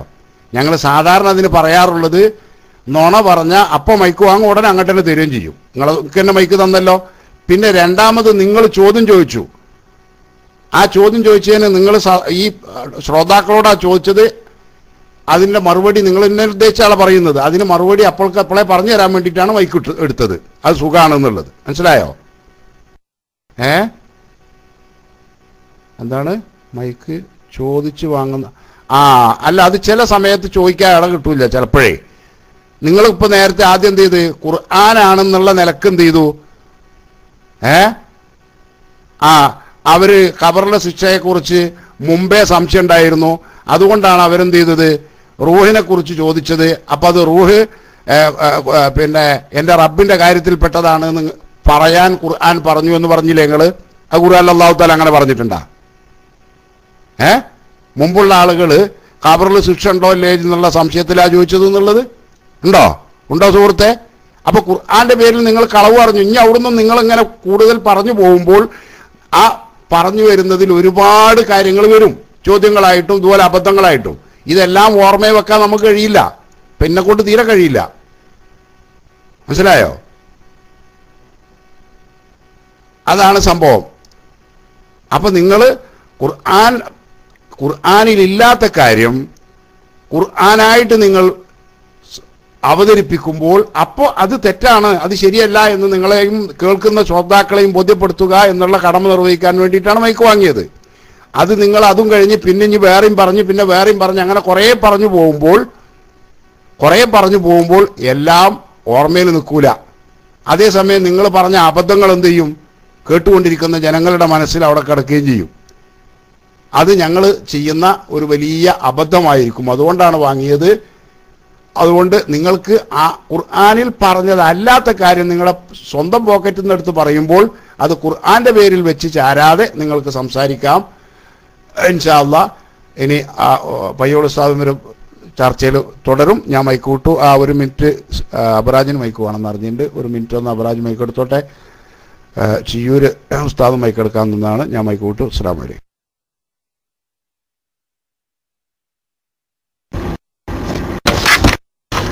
അസ്സലാമു അലൈക്കും വറഹ്മത്തുള്ളാഹി വബറകാതുഹു. സുഹൃത്ത് ഇസ്ലാമിസ്റ്റ്, ഈ ഇന്നലെയും മിനിയാന്നൊക്കെ നമ്മൾ ചർച്ച നടത്തിയതാണല്ലോ. നിങ്ങൾ വിഷയത്തിൽ വ്യക്തമായി സംസാരിക്കുന്ന സമയത്ത് ഒരിക്കലും ഞങ്ങൾ എന്ത് ചെയ്യുന്നില്ല, മൈക്ക് നിങ്ങളുടെ അടുത്തുനിന്ന് വാങ്ങിക്കുന്നില്ല. പക്ഷെ ഇപ്പൊ രണ്ടു വട്ടവും നിങ്ങളുടെ അടുത്തുനിന്ന് മൈക്ക് വാങ്ങിച്ചത് നിങ്ങൾ പറയുന്നത് ഖുർആന്റെ ആയത്തിന് തെറ്റായ അർത്ഥം പറഞ്ഞപ്പോഴാണ് മൈക്ക് വാങ്ങിച്ചതും അത് തിരുത്തിയെന്ന് മാത്രമല്ല, തിരുത്തിയ അപ്പൊ തന്നെ വീണ്ടും നിങ്ങൾക്ക് മൈക്ക് തന്നു. അവസാനം മൈക്ക് വാങ്ങിച്ചത് പിന്നെ തല ഇറങ്ങി, അതായത് ബോധക്ഷയം ഉണ്ടായിരുന്ന ഒരാൾക്ക് സുഖമാണോ ദുഃഖമാണോ എന്ന് നിങ്ങൾ ചോദിച്ചപ്പോ ഉടനടി ജസ്റ്റ് അതിന് മറുപടി പറയാൻ നിങ്ങൾ നിൽക്ക അതെ മൈക്ക് ചാടിയത്. അത് നിങ്ങൾ എന്ത് ചെയ്യണം? നമ്മളങ്ങനെ ഒരു കാഷ്വൽ ടോക്കുന്ന രീതിയിൽ എടുത്താൽ മതി. മനസ്സിലായി? അതായത് സംവാദമാണ്, സമയം ഫിക്സ് ചെയ്ത് സംസാരിക്കുന്ന രീതി അല്ലല്ലോ. നിങ്ങൾ ചില സമയത്ത് ഒരുപാട് സമയത്ത് സംസാരിക്കുന്നുണ്ട്. അപ്പൊ ഞങ്ങൾ എന്തെങ്കിലും ടോട്ടിടുന്നില്ല. മറിച്ച് നിങ്ങൾ പറയുന്നത് സാധാരണക്കാർ കേൾക്കുന്നുണ്ടല്ലോ. അപ്പൊ പണ്ഡിതന്മാരുടെ ധർമ്മമായതുകൊണ്ടാണ് തെറ്റി പറയുന്ന സമയത്ത് പെട്ടെന്ന് മൈക്ക് വാങ്ങിച്ചിട്ട് അതിന് തിരിച്ചു പറയുന്നത്. അത് നിങ്ങൾ ജസ്റ്റ് ഒന്ന് ഉൾക്കൊണ്ടാൽ മതി. മറിച്ച് ഞങ്ങൾ ചർച്ച നിർത്താനല്ല, അപ്പൊ തന്നെ നിങ്ങൾക്ക് മൈക്ക് തരുന്നുണ്ട്. അതുകൊണ്ട് നിങ്ങൾ മൈക്കിലേക്ക് വരും. നിങ്ങൾ മൈക്കിലേക്ക് വരും, നിങ്ങൾ അത് ചർച്ചയുടെ ഭാഗമായിട്ട് പിന്നെ അതിന്റെ സ്പിരിറ്റിൽ എടുത്താലും ഉണ്ടാവില്ല, നിങ്ങൾക്ക് പ്രശ്നം ഉണ്ടാവില്ല, നിങ്ങൾക്ക് ചർച്ച തുടരാം. ഇനി ഇന്നലെ മഞ്ചാടി സംസാരിച്ചില്ലേ, ചെറിയ ചെറിയ ടോക്കുകളായിരുന്നു. ശരി, അതെ, ഇത് മൂന്ന് വട്ടത്തിന് ഞാൻ കാരണം പറഞ്ഞില്ലേ, 2 വട്ടവും നിങ്ങൾ ഖുർആനിലെ ആയത്തിന് തെറ്റായ അർത്ഥം പറഞ്ഞപ്പോഴും അവസാനം നിങ്ങളൊരു ചോദ്യത്തിന് ഉത്തരം പറയാൻ വേണ്ടിയിട്ടായിരുന്നു മൈക്ക് വാങ്ങിച്ചത് അല്ലെ? അതിന് സഹിഷ്ണുതല്ല എന്ന് പറയല്ലേ? ഇത് നിങ്ങളിപ്പോ പറഞ്ഞില്ലേ സഹിഷ്ണുതയില്ലാത്ത വിഭാഗം, അതല്ല ശരിക്കും അസഹിഷ്ണുത. അതായത് നിങ്ങളുടെ അടുത്തുനിന്ന് ഒരു വട്ടം മൈക്ക് വാങ്ങിക്കുമ്പോഴേക്ക് ഇന്നലെയും മിനിയാന്നും മണിക്കൂറുകളോളം ചർച്ച നടത്തിയ ആളുകളോട് നിങ്ങളിത് പറയുമ്പോ സത്യത്തിൽ അസഹിഷ്ണുത ആർക്കാ? നിങ്ങളുടെ അടുത്തുനിന്ന് ഒരൊറ്റ വട്ടം അല്ലെങ്കിൽ 3 വട്ടം വ്യക്തമായ കാരണത്തിന്റെ പേരിൽ മൈക്ക് വാങ്ങിയപ്പോ നിങ്ങൾക്ക് അത് സഹിക്കാനുള്ള കഴിവില്ലെങ്കിൽ സത്യത്തിൽ അസഹിഷ്ണുത ആർക്കാ? ഇസ്ലാമിസ്റ്റ് ഞങ്ങൾക്കാണോ അതോ നിങ്ങൾക്കാണോ?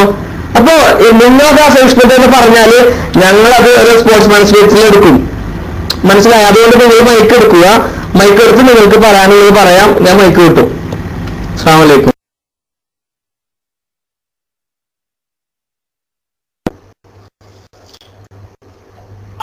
അബ്രജെ, നമ്മളിങ്ങനൊന്നും പറഞ്ഞത് കൊണ്ട് കാര്യമില്ല. സത്യത്തിൽ അദ്ദേഹത്തിന് ഇസ്ലാമിസ്റ്റ് സ്വന്തം മനസാക്ഷിയോട് ചോദിക്കട്ടെ, അദ്ദേഹത്തിന് ഇതിന് മറുപടി പറയാൻ മറുപടി അദ്ദേഹത്തിന്റെ കയ്യിൽ ഇല്ലാതെ പോയിരിക്കുന്നു.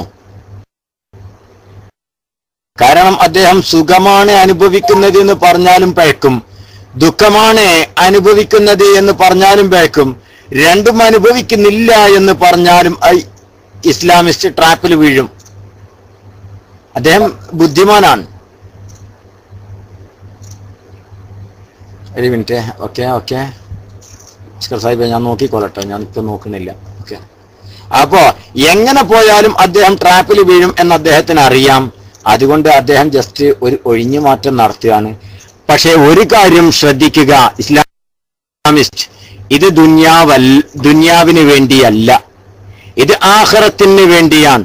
അബോധാവസ്ഥയിൽ സുഖമനുഭവിക്കും എന്നുള്ളത് എല്ലാവർക്കും അറിയാം. കാരണം ദുഃഖം അനുഭവിക്കാതിരിക്കാനാണ് അബോധാവസ്ഥയിലേക്ക് ഡോക്ടർമാർ പോലും മനുഷ്യനെ കൊണ്ടുപോകുന്നത്, അല്ലേ? ദുഃഖം അനുഭവിക്കാതിരിക്കാൻ, വേദന അനുഭവിക്കാതിരിക്കാൻ വേണ്ടിയാണ് മനുഷ്യനെ അബോധാവസ്ഥയിലേക്ക് ഡോക്ടേഴ്സ് പോലും മാറ്റുന്നത്. കാരണം എന്താ? ദുഃഖം അനുഭവിക്കാതിരിക്കാൻ മീൻസ് സുഖാണ്. ദുഃഖം അനുഭവിക്കാതിരിക്കാൻ എന്നാൽ സുഖാണ്.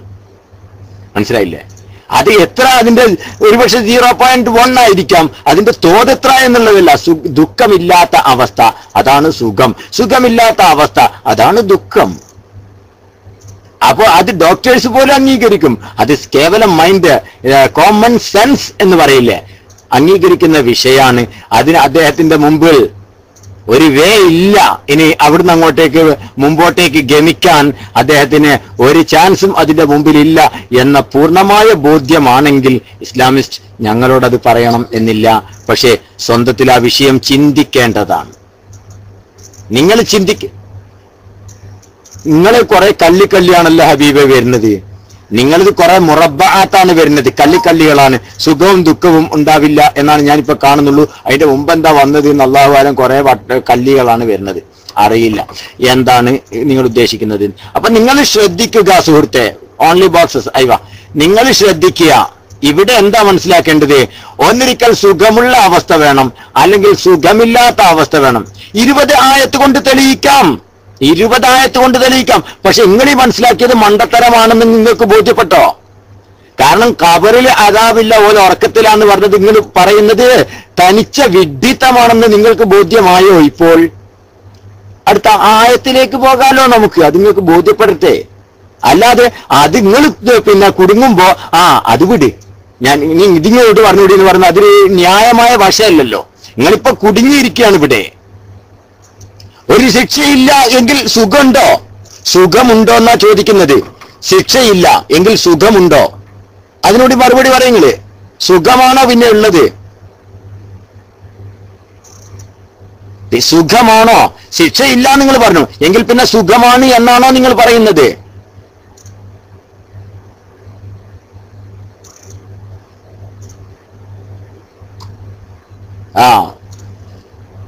സുഖവും ദുഃഖവും ഉണ്ടാവില്ല. പറച്ചോൻ. ബഹുമാനപ്പെട്ട കേൾവിക്കാർ ഉസ്താദ് മുന്നേ മൈക്കെടുത്തോളൂ. അസ്സലാമു അലൈക്കും. അല്ല ഉസ്താദ് തുടർന്നോളൂ, ഞാനത് ചെയ്യണില്ല. പക്ഷെ അപ്പൊ അദ്ദേഹത്തിന്റെ വാദം അതോടെ എന്ത് ചെയ്യാണ്, പൊളിയാണ് ചെയ്യണത്. അദ്ദേഹത്തിന്റെ അടിസ്ഥാനപരമായ വാദം എന്തായിരുന്നു? അപ്പൊ എന്താണ് അവിടെ ഉണ്ടാവുക എന്ന് ഖുർആനിൽ പറഞ്ഞിട്ടില്ല. പിന്നെ അദ്ദേഹം പറയുന്നത് സുഖമില്ല ദുഃഖമില്ല എന്നാ, രണ്ടും ഇല്ലാത്ത അവസ്ഥയാണെന്നാ പറയുന്നത്. ആയിക്കോട്ടെ, അപ്പോ ഖബറിൽ ശിക്ഷയുണ്ട് എന്ന് നബി സല്ലല്ലാഹു അലൈഹി വസല്ലം തങ്ങളുടെ ഹദീസുകൾ എന്തല്ല, ഖുർആന് വിരുദ്ധമല്ല, ഖുർആന്റെ ആശയത്തിന് വിരുദ്ധമല്ല എന്ന് വന്നു അല്ലേ? അപ്പൊ അദ്ദേഹത്തിന്റെ വാദം പൊളിഞ്ഞു, അത് കംപ്ലീറ്റ് പൊളിയാണ് ഉണ്ടായത്. എന്താ അദ്ദേഹത്തിന്റെ വാദം? ഖുർആനിന്റെ ആശയത്തിന് വിരുദ്ധമാണ് ഖബറിൽ ശിക്ഷയുണ്ട് എന്ന് പറയുന്ന ഹദീസ് എന്നാ. ആ ഹദീസ് തന്നെ മഹാഭൂരിപക്ഷം അയിമ്മത്തും അത് മുത്തവാത്തിറാണ് അതിന്റെ ആശയം എന്നെന്ത് ചെയ്തിട്ടുണ്ട്, വ്യക്തമാക്കിയിട്ടുണ്ട്. 39-40ഓളം സഹാബത്തിൽ നിന്ന് ഡസൻ കണക്കിന് താബിഉകൾ, ശിഷ്യന്മാർ ആ ഹദീസുകൾ റിപ്പോർട്ട് ചെയ്തിട്ടുണ്ട്. 39 സഹാബത്തിന്റെ പേരുകൾ ഞങ്ങൾക്കറിയാം. സഹാബത്ത് എന്ത് ചെയ്തിട്ടുണ്ട്, ഖബറിൽ ശിക്ഷയുണ്ട് എന്നുള്ള വ്യത്യസ്തമായ ഹദീസുകൾ 39 സഹാബത്തിൽ നിന്ന് ഉദ്ധരിക്കപ്പെട്ടിട്ടുണ്ട്. അപ്പൊ ഈ ഹദീസുകളൊന്നും ഖുർആന്റെ ആശയത്തിന് എതിരാണെന്നായിരുന്നു അദ്ദേഹത്തിന്റെ അടിസ്ഥാനവാദം. ഇപ്പൊ അദ്ദേഹം പറയുന്നത് ഖുർആൻ അതിനെക്കുറിച്ച് ശിക്ഷയാണോ രക്ഷയാണോ രണ്ടും പറഞ്ഞിട്ടില്ല. രണ്ടും പറയാത്തൊരവസ്ഥയിൽ അതെങ്ങനെ എതിരാവും എന്നുള്ളതാണ് എനിക്ക് മനസ്സിലാവാത്തത്. അതും കൂടി ഇൻഷാ അല്ലാഹ് ചർച്ചയിൽ ഉണ്ടാവും, ശ്രദ്ധയിലുണ്ടാവും പയ്യോളി ഉസ്താദിന്റെ എന്ന് ഉണർത്തിക്കൊണ്ട് ഞാൻ മൈക്ക് റിലീസ് ചെയ്യാണ്. ദുആ വസിയത്തോടെ അസ്സലാമു അലൈക്കും.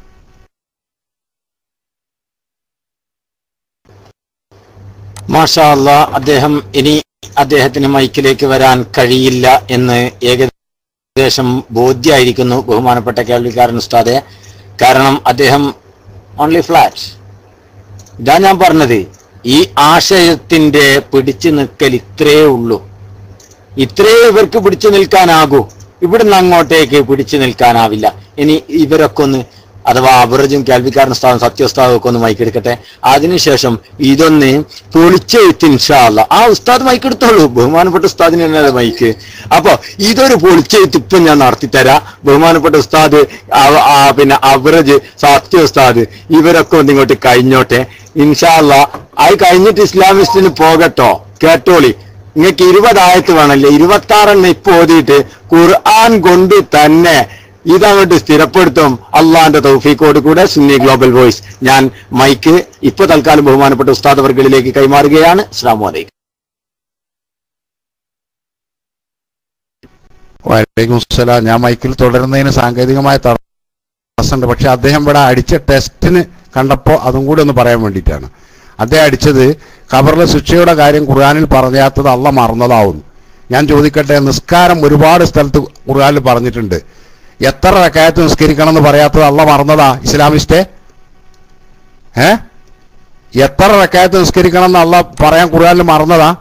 സക്കാത്ത് കൊടുക്കണം എന്ന് ഖുർആനിൽ നിരന്തരം അല്ലാഹു തആല പറഞ്ഞിട്ടുണ്ട്. എന്തിന് എത്ര കൊടുക്കണം എന്ന് പറയാൻ അള്ള മറന്നതാ? നിസ്കാരം എത്ര നിർവഹിക്കണം എന്ന് ഖുർആനിൽ പറഞ്ഞിട്ടുണ്ടോ? അത് അള്ള മറന്നു എന്നറിയോ നിങ്ങൾ? അതാണ് ഖുർആൻ പറഞ്ഞത് റസൂലുള്ളാഹി ലിതുബയ്യിന ലിന്നാസി മാ നുസ്സില ഇലൈഹിം. മനസ്സിലായോ? അപ്പൊ ഇത് മാത്രമല്ല, എന്നാ അങ്ങനെ ഒരുപാട് കാര്യങ്ങൾ മറന്നു നിങ്ങൾ പറയേണ്ടി വരും. ഖുർആനിൽ നിസ്കാരം എത്ര റക്അത്ത് നിസ്കരിക്കണം എന്ന് ഖുർആനിലുണ്ടോ? അത് അള്ള മറന്നതാന്ന് പറയും ഇസ്ലാമിസ്റ്റ്. സക്കാത്ത് കൊടുക്കണം എന്ന് പറഞ്ഞിട്ടുണ്ട്. എന്തിന് എത്ര വീതം കൊടുക്കണം എന്ന് പറഞ്ഞിട്ടുണ്ടോ ഖുർആനിൽ? അത് അള്ള മറന്നതാ? അല്ല, അതൊക്കെ വിശദീകരിച്ച് എന്താണ് എങ്ങനെയാണ് എന്ന് വിശദീകരിക്കാൻ അള്ള അധികാരപ്പെടുത്തിയത് അള്ളാന്റെ റസൂലിനെ കേട്ടാ. അപ്പൊ ഇത് മാത്രമല്ല മറന്നത്, അതും കൂടി മറന്നിട്ടുണ്ട് എന്ന് നിങ്ങളൊന്ന് മനസ്സിൽ വെക്കുക. ഞാൻ മൈക്ക് വിട്ടു. അസ്സലാമു അലൈക്കും.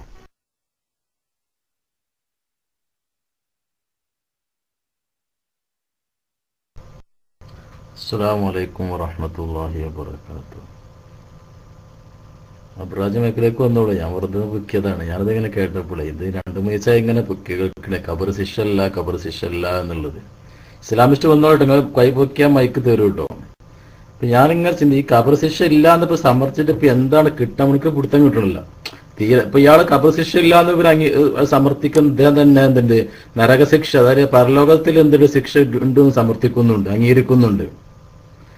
ഇല്ല, അതും കൂടി ഇല്ലാതെ സമർത്ഥിക്കുകയാണെങ്കിൽ സമൂഹ മനുഷ്യർക്ക് ഒരു സമാധാനം കിട്ടിയില്ല. എനിക്കിപ്പോ അതാ ചിന്തിക്കാണ്ട്. കബറിശ് ഇല്ല എന്ന് പറയുന്ന ആള് പോയിട്ട് എന്താണ് നരകശിക്ഷ സമ്മതിക്കുന്നുണ്ട്, അതിനുവേണ്ടി വാദിക്കുന്നുണ്ട് അല്ലേ?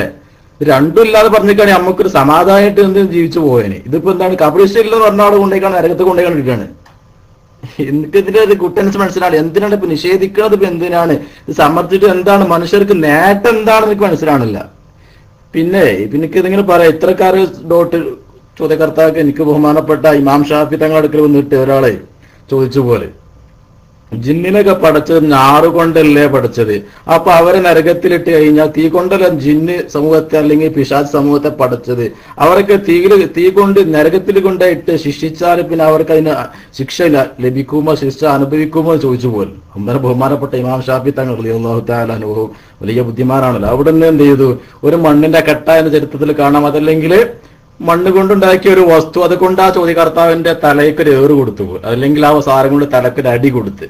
ആ സമയത്ത് അദ്ദേഹത്തിന് വേദനിച്ചു, അദ്ദേഹത്തിന് രക്തം പൊട്ടി പൊന്നു പറഞ്ഞു. ചരിത്രത്തിൽ അങ്ങനെ കാണാം. ആ സമയത്ത് അദ്ദേഹത്തിന് ദേഷ്യം പിടിച്ചു. അന്നേരം അദ്ദേഹം ഇമാം ഷാഫി തങ്ങൾ ചോദിച്ചു റളിയല്ലാഹു തആല അൻഹു ചോദിച്ചു, എന്തിനാണ് ചൂടാണ്, എന്തിനാണ് ദേഷ്യം പിടിക്കുന്നത് എന്ന് ചോദിച്ചു.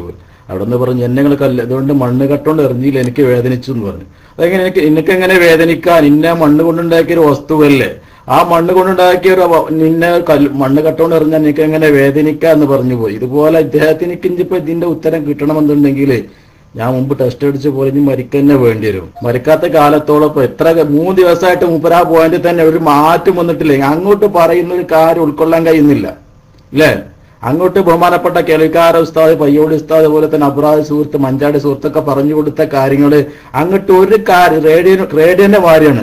റേഡിയോ അങ്ങനെ പറയാന്നല്ല, അങ്ങോട്ട് എന്ത് ചെയ്യാൻ പറഞ്ഞിട്ട് കാര്യം, റേഡിയോ ഓഫാക്കി പോവാന്നല്ലാതെ ഒരു കാര്യം റേഡിയോട് പറഞ്ഞിട്ട് കാര്യമില്ല. അങ്ങോട്ട് ഒന്നും ഉപരി കേൾക്കണില്ല ഇല്ല. റേഡിയോന്റെ ഒരു റേഡിയോന്റെ സ്വഭാവം കാണിക്കണം. അദ്ദേഹത്തെ ഇസ്ലാമിസ്റ്റ് എന്തെങ്കിലുമൊക്കെ ഒരു പോയിന്റ് ഉസ്താദ്മാര് പറയുന്നത് ശ്രദ്ധിക്കണം. അതല്ലാതെ നിങ്ങൾ ഇന്നലെ അതേപോലെ ഉസ്താദ്മാര് ഒരുപാട് വിഷയത്തിലൂടെ ഇപ്പൊ ചർച്ച കൊണ്ടുപോയി കേൾവിക്കാർക്ക് എന്തായി, ശ്രോതാക്കൾക്ക് ഒരുപാട് ഇൽമുകൾ കിട്ടി, വിജ്ഞാനങ്ങൾ കിട്ടി. പക്ഷെ നിങ്ങളിപ്പോൾ എന്താണ് ആ ബസ് സ്റ്റോപ്പിൽ തന്നെ അവിടെ നിന്ന് ബസ്സിന് കയറുന്നില്ല, ആ ബസ് സ്റ്റോപ്പിൽ ഇങ്ങനെ നിൽക്കുകയാണ്. അവിടെ നിന്ന് മുപ്പര ചിന്ത എപ്പോഴും എന്താണ്, ആ യാസിനില്ല ആയത്തിൽ ഇങ്ങനെ അയിമിങ്ങനെ പിടിച്ച് നിൽക്കുകയാണ്. എന്താണ് കുതിച്ചു പോകും, എന്താ മുപ്പര സുഖനിദ്രയിൽ നിന്ന് കുതിച്ചു പോകുന്നു പറഞ്ഞ് അതിലിങ്ങനെ നിൽക്കുകയാണ്. ബഹുമാനപ്പെട്ട ഉസ്താദന്മാർ ആ ചരിത്രം അതൊക്കെ പറഞ്ഞ് ഒരുപാട് സംഭവങ്ങൾ പറഞ്ഞിട്ടും ശ്രോതാക്കൾക്ക് ഒരുപാട് ഇൽമ കിട്ടി. ഇദ്ദേഹത്തിന് കിട്ടിയിട്ടില്ല. ഇദ്ദേഹത്തെ കൊണ്ട് നമുക്ക് എന്ത് കിട്ടി, ചർച്ച മുന്നോട്ട് കൊണ്ടുപോയത് കൊണ്ട് നമുക്ക് ഒരുപാട് ഇൽമ കിട്ടി. ഞാനും പയ്യോളിക്ക് സ്ഥാനം മയക്ക് കൊടുക്കുന്നു, അബ്രാജക്ക് മയക്കെടുക്കാം. അസ്സലാമു അലൈക്കും വറഹ്മത്തുള്ളാഹി.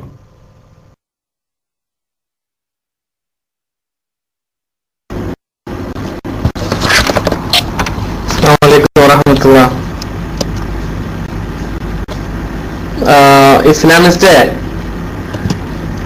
ഞാൻ നിങ്ങളോട് വളരെ നമ്മൾ തമ്മിലുള്ള വ്യക്തിപരമായിട്ടുള്ള അടുപ്പ് വെച്ചിട്ട് പറഞ്ഞു. അതായത് ചർച്ച നടക്കുന്ന സമയത്ത് ഇങ്ങനെ ഒരു വിഷയം ഉണ്ടായതിന്റെ പേരിലാണ് നിങ്ങൾ വരാതിരുന്നത് എന്ന് കരുതിയിട്ടായിരുന്നു ഞാൻ അങ്ങനെ പറഞ്ഞത്.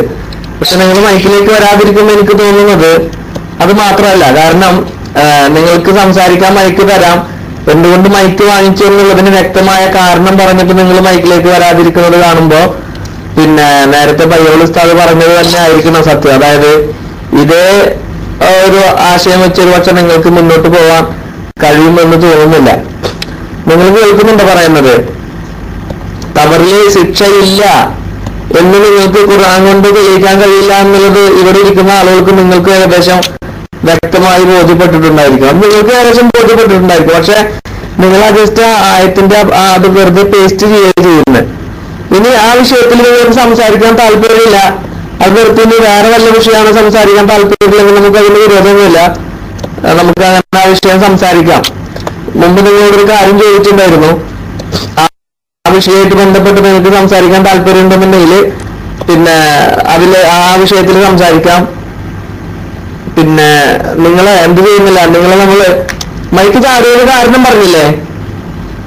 3 തവണ മൈക്ക് ചാടിയതിന് കൃത്യമായ കാരണം പറഞ്ഞു.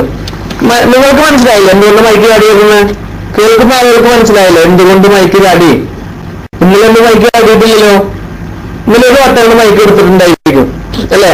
അങ്ങനെ നിങ്ങൾ ആലോചിച്ച് നിങ്ങൾക്ക് നിങ്ങൾ ക്ഷമിക്കണം, കുറച്ച് അഹങ്കാരം ഉണ്ടെന്ന് തോന്നുന്നു. അതായത് അങ്ങനെ ഒരു വട്ടം മൈക്ക് ചാടുമ്പോഴത്തേക്ക് പിന്നെ അവര് സംസ്കാര ശൂന്യനാണെന്നും ഞാൻ ഇന്ന് വരില്ലെന്നൊക്കെ പറയണമെങ്കിൽ ഞാൻ എന്തോ ഒരു സംഭവമാണെന്ന് നിങ്ങൾ ധരിച്ചാലല്ലേ അങ്ങനെയൊക്കെ പറയാൻ കഴിയുള്ളൂ. ഇത്ര അധികം ആളുകളുടെ മുന്നിൽ നിങ്ങളെ വളരെ താഴ്മയിൽ വിളിക്കുന്നു, എന്തുകൊണ്ട് മൈക്ക് ചാടി എന്ന് ഞങ്ങൾ കൃത്യമായി പറയുന്നു. എന്നിട്ടും നിങ്ങൾ മൈക്കിലേക്ക് വരാതെ ഇല്ല ഞാൻ അങ്ങനെയാണെങ്കിൽ ഇല്ല പിന്നെ പറയുമ്പോ സത്യത്തിൽ നിങ്ങൾക്ക് സംസാരിക്കുന്ന പോലെ ഒന്നല്ല, നിങ്ങൾ കുറച്ച് അഹങ്കാരം കൂടി ഉണ്ട് എന്നാണ് എനിക്ക് തോന്നുന്നത്. മറ്റുള്ള ആളുകൾക്ക് തോന്നുന്നുണ്ടോന്ന് അറിയില്ല, ഇനി എന്റെ തോന്നല് ശരിയാണെന്നോ അറിയില്ല. പിന്നെ ഞാൻ സംസാരിക്കുന്ന സമയത്ത് മൈക്ക് എടുക്കാൻ ഇവരാര് എന്നൊരു തോന്നലിൽ നിന്നായിരിക്കും അത് നിങ്ങൾക്ക് പറയാൻ തോന്നുന്നത്. എന്തായാലും മുന്നോട്ട് പോകാൻ കഴിയില്ല എന്നുണ്ടെങ്കിൽ മൈക്കിലേക്ക് വരണമെന്നില്ല. തയ്യൽ ഉസ്താദിന് അദ്ദേഹത്തിന് പറയാനുള്ളത് പറയും. ഞങ്ങൾ നിങ്ങളോട് വരാൻ പറയുന്നത് പിന്നെ സത്യം പറഞ്ഞാല് നിങ്ങൾക്കുള്ള തെറ്റിദ്ധാരണ മാറണമെന്ന് തന്നെയാണ് ഞങ്ങളുടെ ഉദ്ദേശം. മനസ്സിലായി? അതിന്റെ കൂടെ ഇവിടെ ഇരിക്കുന്ന ആളുകൾക്ക് പഠിക്കുകയും ചെയ്യാം. ഞാൻ മൈക്ക് വിടുന്നു. ഇനി ഇതിലും താഴ്ന്ന രീതിയിൽ ഇതിലും വിനയത്തിന്റെ രീതിയിൽ നിങ്ങളോട് പറയാൻ ഇനി കഴിയുമെന്ന് തോന്നുന്നില്ല. അതുകൊണ്ട് പിന്നെ നിങ്ങൾ അങ്ങനെ നിർബന്ധമായി വരണമെന്ന് ഞങ്ങൾക്ക് അങ്ങനെ നിർബന്ധമൊന്നുമില്ല. മനസ്സിലായി? ഞങ്ങൾക്ക് അതിനുള്ള ഓപ്ഷൻസ് പിന്നെ പറഞ്ഞ് കാണിച്ചു തരാ. അതിൽ നിങ്ങൾക്ക് കൂടണമെന്നുണ്ടെങ്കിൽ കൂടാം. ഞാൻ കൂടില്ല എന്ന് പറഞ്ഞാല് പിന്നെ ഇതിനകത്ത് നിർബന്ധ ബുദ്ധിയൊന്നുമില്ല ഈ വിഷയങ്ങളില്. മൈക്ക് വിട്ടു കേട്ടാ. പയ്യോലി സ്ഥാനം ആയതുകൊണ്ട് തെളിയിക്കട്ടെ, അപ്പോൾ നോക്കാം. അതും ഒരു ആൺകുട്ടികളുടെ സംസാരമല്ല, എന്തെന്നറിയോ? അപ്പോ നിങ്ങൾ ആ വിഷയത്തില് പിന്നെ ആയുധം വെച്ച് കീഴടങ്ങിയെന്നാ മനസ്സിലാവുന്നത്. കാരണം ഖബറിൽ ശിക്ഷയില്ല എന്ന് നിങ്ങൾക്ക് ഖുർആൻ കൊണ്ട് തെളിയിക്കാൻ കഴിയില്ല, ഇല്ലേ? അപ്പോഴാണല്ലോ മറ്റൊരു പറയേണ്ടി വരുന്നത്. ഇനി പയ്യോലി സ്ഥാനം പറയുന്നത് ഞാൻ വൈകിട്ടു.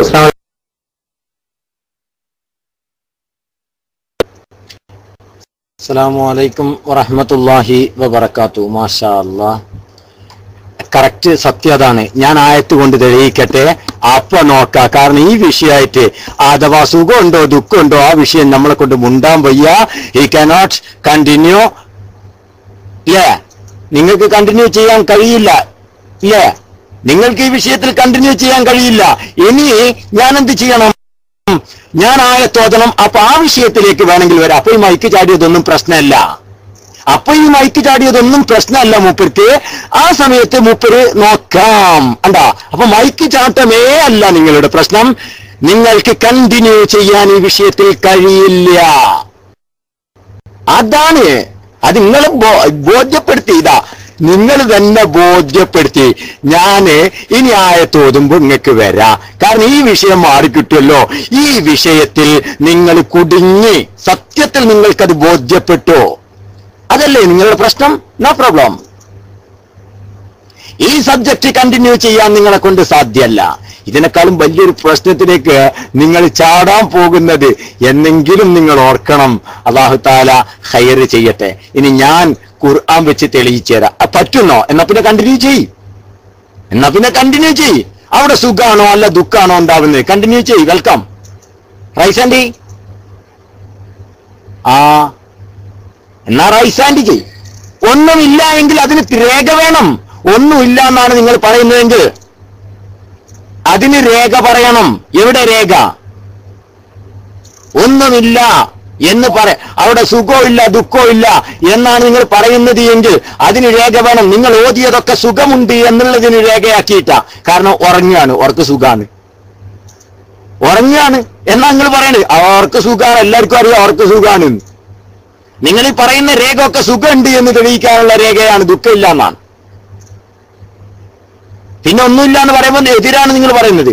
അബോധാവസ്ഥയിൽ സൂചി വെച്ചാൽ കീറി മുറിച്ചാൽ സുഖമോ ദുഃഖമോ? എന്തായാലും ദുഃഖമില്ല, അത് സുഖമാണ്. ബോധാവസ്ഥയിൽ ദുഃഖം ഉണ്ടാവും. ആ ദുഃഖം ഇല്ലാതിരിക്കാനാണ്, സുഖം കിട്ടാനാണ് എന്ത് ചെയ്യുന്നത്? അബോധാവസ്ഥയിൽ സൂചി വെക്കുന്നത്. അത് ഉറപ്പന്നല്ലേ? ദുഃഖമില്ല എന്നത് തന്നെ സുഖമാണ്. ദുഃഖമില്ലാത്തതിനാണ് സുഖം എന്ന പേര്. സുഖമില്ലാത്ത അവസ്ഥക്കാണ് ദുഃഖം എന്ന പേര്. ഇരുട്ടില്ലാത്ത ഒരു അവസ്ഥയാണ് വെളിച്ചം. വെളിച്ചമില്ലാത്ത ഒരു അവസ്ഥയാണ് ഇരുട്ട്. മൈനസ് പോയിന്റിലായി നിൽക്കുമ്പോൾ. മനസ്സിലായില്ലേ? റൈറ്റ്. ഇതൊക്കെ എല്ലാവർക്കും അറിയാം. സാമാന്യ ബുദ്ധി, കോമൺ സെൻസ് ആണ് വേണ്ടത്. ഇനി ഇൻഷാ അല്ലാഹ് നിങ്ങൾക്കിത് വിഷയം കണ്ടിന്യൂ ചെയ്യാൻ കഴിയോ? ഇസ്ലാമിസ്റ്റ്, നിങ്ങൾക്ക് ഈ വിഷയം കണ്ടിന്യൂ ചെയ്യാൻ കഴിയോ?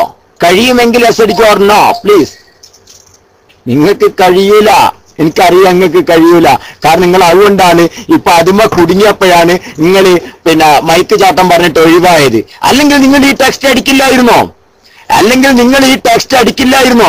കാരണം പയ്യോളി ആയത്ത് കൊണ്ട് തെളിയിക്കട്ടെ, അപ്പോൾ നോക്കാൻ നിങ്ങൾ തയ്യാറാണ്. അപ്പൊ നിങ്ങൾക്ക് ഈ മൈക്ക് ചാട്ടം പ്രശ്നമല്ല എന്നല്ലേ വരുന്നത്? അങ്ങനല്ലേ വരുന്നത് അല്ലേ? ഇൻഷാ അല്ലാ. ഇനി എന്നാൽ എന്റെ പ്രിയ സുഹൃത്ത് ഇസ്ലാമിസ്റ്റ് കേട്ടോളി, ഇനി നിങ്ങൾ പ്രതികരിക്കണ്ട കേട്ടോ, പഠിച്ചാ മതി. ഇനി നിങ്ങൾ പ്രതികരണം വേണ്ട, കാരണം നിങ്ങൾക്ക് സാധ്യമല്ല. ഇനി ഖുർആൻ വെച്ച് തെളിയിക്കണേ കണ്ടോളി. നിങ്ങൾ ചെയ്ത ദുർവ്യാഖ്യാനം പൊളിച്ചു തരാം ഞാനിപ്പോ, കേട്ടോ. സനുഅദ്ദിബുഹും മർറതൈനി സുമ്മ യുറദ്ദൂന ഇലാ അദാബിൻ അദീം. ഞാൻ ഓതി സൂറത്തു തൗബ 101 കണ്ടില്ലേ? സനുഅദ്ദിബുഹും, അല്ലാഹു പറയാണ് അവരെ നാം ശിക്ഷിക്കും. മർറതൈനി, 2 പ്രാവശ്യം, 2 ഘട്ടത്തിലായി നാം അവർക്ക് ശിക്ഷ നടപ്പാക്കും. കേൾക്കണം. സുമ്മ യുറദ്ദൂന ഇലാ അദാബിൻ അദീം, പിന്നെ അതികഠോരമായ നരകത്തിന്റെ അദാബിലേക്ക് നാം അവർ മടക്കപ്പെടുന്നവരാണ്. പിന്നെ 3ാമത്തെ അവസ്ഥയാണ് അതികഠോരമായ നരകത്തിലേക്ക്, അദാബുൻ അദീം, ആ വലിയ അദാബിലേക്ക് അവരെ മടക്കപ്പെടൽ എന്ന്.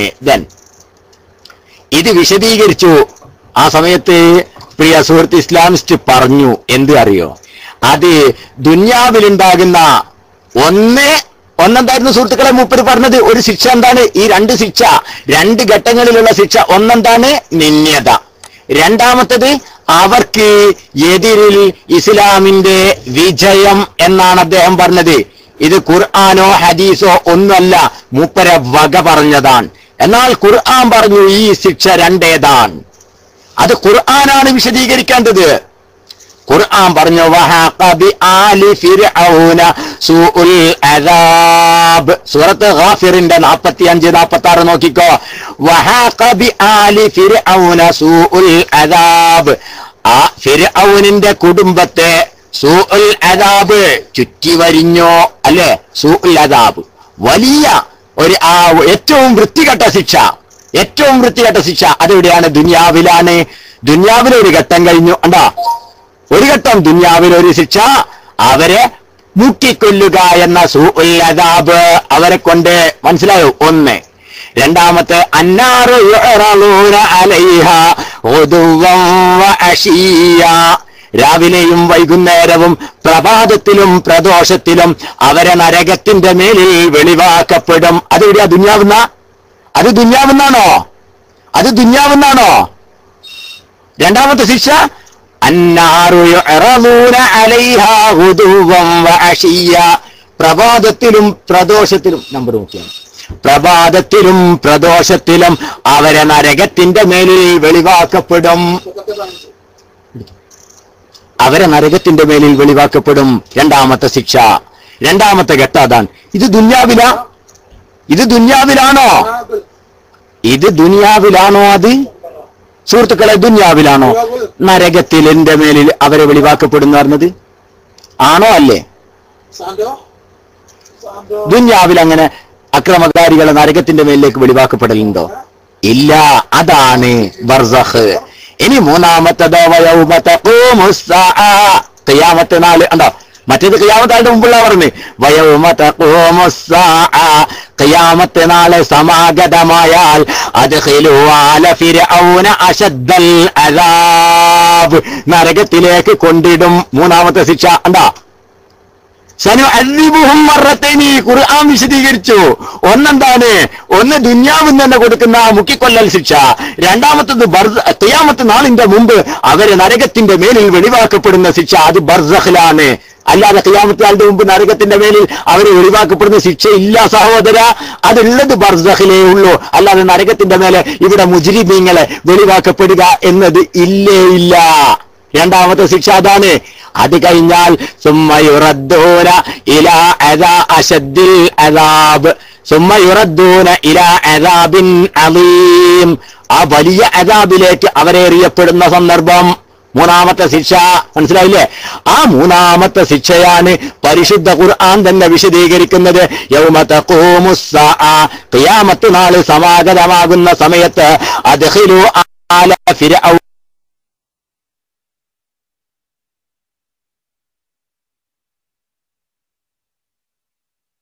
അശദ്ദൽകം. മനസ്സിലായില്ലേ? അപ്പൊ ഇങ്ങോട്ട് തിരിഞ്ഞോ? ഞാൻ വ്യാഖ്യാനിച്ചത് എന്റെ വക വ്യാഖ്യാനിച്ചതല്ല. മനസ്സിലായില്ലേ? ഞാൻ വ്യാഖ്യാനിച്ചത് ഖുർആനാണ്, ഹദീസല്ല. അപ്പൊ കപട വിശ്വാസികൾക്ക് എന്തായാലും ഉണ്ട് അറിയ ശിക്ഷ, പിന്നെ കബറിലെ ശിക്ഷയില്ലേ? മാഷാ അല്ലാഹ്, ഇതൊക്കെ കപട വിശ്വാസികൾക്കാണ്. കപട വിശ്വാസികൾക്ക് എന്തായാലും നരക പിന്നെ കബറിലെ ശിക്ഷ ഉണ്ടല്ലേ? ഈ ഒരവസ്ഥയിലേക്ക് വന്നോ നിങ്ങള്? ഞങ്ങളുടെ വാദമല്ല, ഖുർആനാ ഇപ്പൊ പറഞ്ഞത്. ഇതാണ് ഖുർആനാണ് പറഞ്ഞത്. പരിശുദ്ധ ഖുർആൻ വഹാഖ ബി ആലി ഫിർഔന, കപട വിശ്വാസിയ ആലി ഫിർഔൻ അല്ലേ? വഹാഖ ബി ആലി ഫിർഔൻ കപട വിശ്വാസിയാ പറഞ്ഞത് അല്ല. അവർക്ക് ദുനിയാവിലുള്ള ശിക്ഷയാണത്. മനസ്സിലായില്ലേ? ദുനിയാവിലുള്ള ശിക്ഷ സൂഉൽ അദാബ്, മുക്കിക്കൊല്ലുക. അന്നാറു യുഅറദൂന അലൈഹി നരകത്തിന്റെ മേലിൽ അവരെ വെളിവാക്കപ്പെടുക. രണ്ടാമത്തെ ഘട്ടം നരകത്തിന്റെ മേലിൽ അവരെ വെളിവാക്കപ്പെടുക. എന്നിട്ടാണ് പറയുന്നത് വയൗമ തഖൂമുസ്സാഅ, ഖിയാമത്ത് നാളായാൽ അദ്ഖിലു ആല ഫിർഔന അശദ്ദൽ അദാബ്. ആ മൂന്നാമത്തെ ശിക്ഷ സുമ്മ യുറദ്ദൂന ഇലാ അദാബിൻ അളീം എന്ന് പറഞ്ഞ ശിക്ഷ. മനസ്സിലായില്ലേ? അപ്പൊ ഇത് മൂന്നും ഖുർആനാ ഹബീബ് പറഞ്ഞത്. ഹദീസിലേക്ക് പോലും പോകണ്ട, ഞങ്ങൾക്ക് ഹദീസിലേക്ക് പോലും പോകണ്ട. ഈ രണ്ട് ശിക്ഷ ആദ്യമായിട്ടുണ്ട്, അതിനുശേഷം മൂന്നാമത്തെ ശിക്ഷയുണ്ട്. ആ മൂന്ന് ശിക്ഷയും വിശദീകരിച്ചത് പരിശുദ്ധ ഖുർആനാണ്. അതുകൊണ്ട് തന്നെ ഇനി നരക ശിക്ഷ, ഖബറിന്റെ ശിക്ഷനെ എതിർക്കാൻ നിങ്ങൾക്ക് വകുപ്പില്ല. കാരണം ഹദീസിലേക്ക് പോലും പോകാതെ ആ മൂന്ന് ശിക്ഷയും ഖുർആൻ കൊണ്ട് തന്നെ വിശദീകരിക്കപ്പെട്ടിട്ടുണ്ട്. അല്ലാഹു സുബ്ഹാനഹു വ തആല ഇനിയെങ്കിലും നാഫിആയ ഇൽമ്, ഹിദായത്ത് ഇതിനൊക്കെ വേണ്ടി പ്രാർത്ഥിച്ച് ഹഖിലേക്ക് മടങ്ങുക. റബ്ബ് തആല സ്വീകരിക്കുമാറാവട്ടെ. പിന്നെ നിങ്ങൾ പറഞ്ഞ ഒരു വിഷയമുണ്ട്. ചീറോ ഒരു മിനിറ്റ് കേട്ടോ, ഒരൊറ്റ മിനിറ്റ് കേട്ടോ. Anees just wait. നിങ്ങൾ നേരത്തെ പറഞ്ഞതിൽ വലിയൊരു ഫെഡലുണ്ട്. ഇസ്ലാമിസ്റ്റ് ഈ വിഷയം ഇവിടെ ക്ലാസ് ഉണ്ട്. ഈ വിഷയം ഇവിടെ നിർത്തുകയാണ്, കഴിഞ്ഞു ഈ വിഷയം. നിങ്ങൾ നേരത്തെ പറഞ്ഞു ഖുർആനിലൊരായത്തുണ്ട്. എന്താ ആയത്ത് എന്നറിയോ? അവരോട് ആത്മാവിനെ കുറിച്ച് ചോദിക്കും, അപ്പോൾ അത് റബ്ബിന്റെ കാര്യത്തിൽ പെട്ടതാണെന്ന് പറയണം എന്ന് ഖുർആനിൽ ഒരു ആയത്തുണ്ട്. നിങ്ങൾക്ക് ആയത്ത് ഓതാൻ ധൈര്യമുണ്ടോ? നിങ്ങൾക്ക് ആ ആയത്ത് ഓതാൻ ധൈര്യമുണ്ടോ? നിങ്ങൾ ഖുർആനിൽ നിന്നുകൊണ്ട് ആ ആയത്തിന് ആ അർത്ഥം നിങ്ങൾ സമർത്ഥിച്ച് കാണിക്കുവോ? ഞാൻ കയ്യിന്റെ അടിയിൽ നിന്ന് പുഷ്പം പറിച്ചു തരും നിങ്ങൾക്ക്. ഖുർആനിൽ നിന്നുകൊണ്ട് ഞാൻ പറഞ്ഞില്ലേ, ഖുർആനിൽ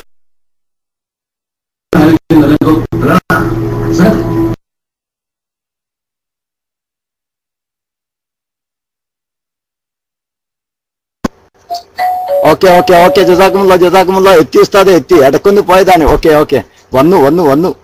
അപ്പോ ഖുർആനിൽ നിൽക്കണം, വേറൊരുത്തേക്കും പോകരുത്. ഖുർആനിൽ നിന്നുകൊണ്ട് അഥവാ അവരെ ആത്മാവിനെ കുറിച്ച് ചോദിക്കും. ഖുർആൻ മാത്രം സ്വീകരിക്കണം, വേറെ ഒന്നും സ്വീകരിക്കാൻ പറ്റൂല.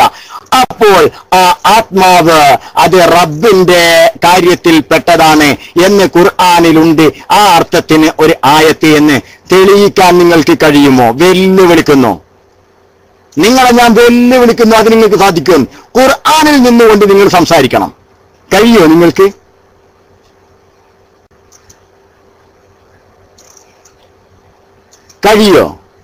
കഴിയെങ്കിൽ എസ് പറഞ്ഞോളൂ. അല്ലെങ്കിൽ പിന്നെ ഇത് പറയുന്നതിൽ അർത്ഥമില്ല. നിങ്ങൾ ഈ സംസാരിക്കുന്നതിൽ ഒരർത്ഥമില്ല. ആ ആയത്തോതിയിട്ട് അത് ഇന്നതാണ് അർത്ഥം ഖുർആൻ കൊണ്ട് തെളിയിക്കണം. ആ റൂഹ എന്ന് പറഞ്ഞാൽ ആത്മാവ് എന്നതിനാണ് എന്ന് ഖുർആൻ വെച്ച് തെളിയിക്കാൻ ഇലാ യൗമുൽ ഖിയാമ ഞങ്ങൾ ഖുർആൻ മാത്രമേ സ്വീകരിക്കൂ എന്ന് പറയുന്ന ഒരൊറ്റൊരുത്തനും സാധ്യമല്ല. ഉറപ്പിച്ചോളൂ. എന്താ ഞാനിതിങ്ങനെ പറയുന്നതെന്നറിയോ? നിങ്ങൾക്ക് തോന്നിയ മാതിരി അർത്ഥം വെക്കുക അല്ലേ? ഖുർആൻ എങ്ങനെ അർത്ഥം വെക്കണമെന്ന് ഞമ്മക്ക് ആലിമീങ്ങളും അതുപോലെ തന്നെ സലഫും ഖലഫും ഒക്കെ പഠിപ്പിച്ച മാതിരി അങ്ങോട്ട് പോകും. ഞങ്ങൾക്ക് അവർ പഠിപ്പിച്ചത് ആത്മാവ് എന്നാണ് മക്കളെ അവിടെ അർത്ഥം എന്ന്. അതുകൊണ്ട് ഞങ്ങളെ സ്വീകരിക്കും. പക്ഷെ ഇങ്ങക്കത് പറ്റൂല. നിങ്ങൾക്ക് ഖുർആൻ തന്നെ ഖുർആന്റെ ബാലിനെ വ്യാഖ്യാനിക്കട്ടെ. അപ്പൊ എന്തു വരും? അവിടെ റൂഹിന് ആത്മാവ് എന്ന അർത്ഥം കിട്ടുമോ? എങ്കിൽ അതിന് രേഖ ഖുർആനിൽ നിന്ന് കൊണ്ടുവരാൻ നിങ്ങളെ കൊണ്ട് കഴിയുമോ? ഈ ലായോമിൽ ഖിയാമ, അതിനുശേഷം ഖിയാമത്ത് നാളിന് ശേഷം മാശരനും കഴിയൂല നിങ്ങളെ കൊണ്ട്, ഞാൻ ഉറപ്പിച്ചു പറയുന്നു. അതുകൊണ്ട് നിങ്ങൾ ആ പറഞ്ഞ അർത്ഥം നിങ്ങളുടെ വിശ്വാസം അനുസരിച്ച്, നിങ്ങളുടെ ന്യായപ്രമാണം അനുസരിച്ച് തെറ്റാണ്. ആ തെറ്റിൽ നിന്ന് മാറണം നിങ്ങൾ എന്നേ ഞാൻ നിങ്ങളോട് പറയുന്നുള്ളൂ. അല്ലെങ്കിൽ അതിന് ഹദീസിലേക്ക് മടങ്ങേണ്ടി വരും. അല്ലാഹു തആല അനുഗ്രഹിക്കട്ടെ. അല്ലെങ്കിൽ ഉലമാഇന്റെ അഖ്വാലിലേക്ക്, സഹാബത്തിന്റെ കാഴ്ചപ്പാടിലേക്കൊക്കെ നിങ്ങൾ മടങ്ങേണ്ടി വരും. നിങ്ങൾ ആ പറഞ്ഞ അർത്ഥം കിട്ടണമെങ്കിൽ ഖുർആൻ എന്ന അർത്ഥം കിട്ടൂല. ബഹുമാനപ്പെട്ട ഉസ്താദുമാരെയും പ്രവർത്തകന്മാരെയും ഒക്കെ മൈക്കിലേക്ക് ക്ഷണിച്ചുകൊണ്ട് തൽക്കാലം ഞാൻ മൈക്ക് റിലീസ് ചെയ്യുന്നു. അസ്സലാമു അലൈക്കും. അസ്സലാമു അലൈക്കും വറഹ്മത്തുള്ളാഹി വബറകാതുഹു. കേൾക്കുന്നുണ്ടോ?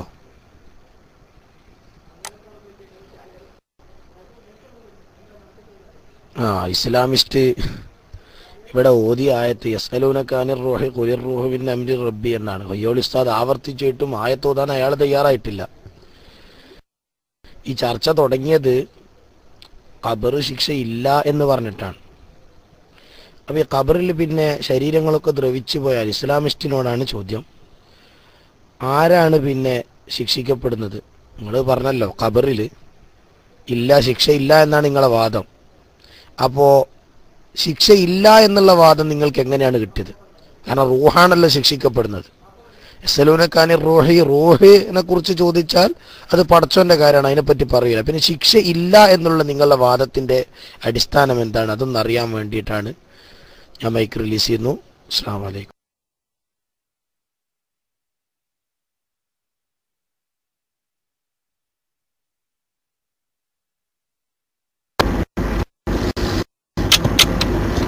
അസ്സലാമു വറഹ്മത്തുള്ളാഹി.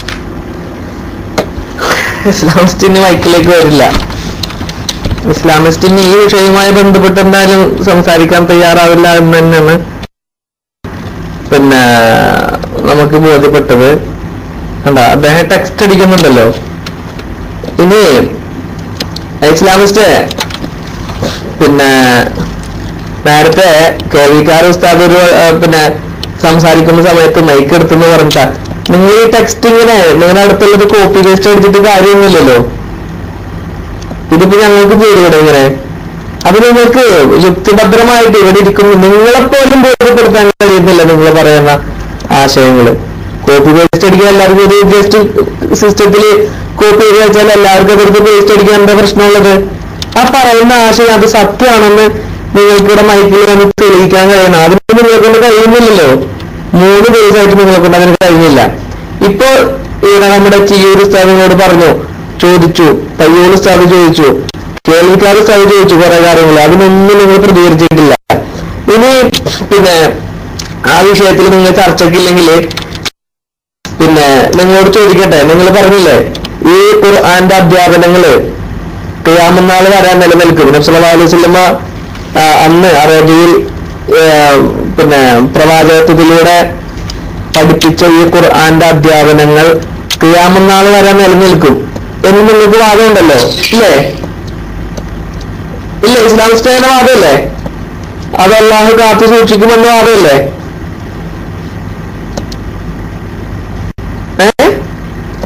ഇസ്ലാമിസ്റ്റ് അദ്ദേഹം ടെക്സ്റ്റ് അടിക്കുന്നില്ല.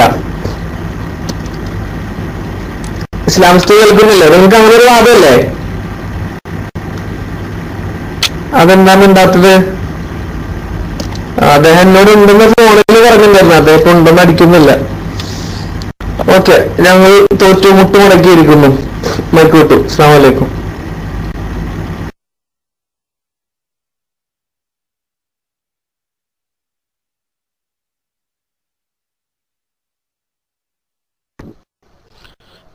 അസ്സലാമു അലൈക്കും വറഹ്മത്തുള്ളാഹി വബറകാതുഹു.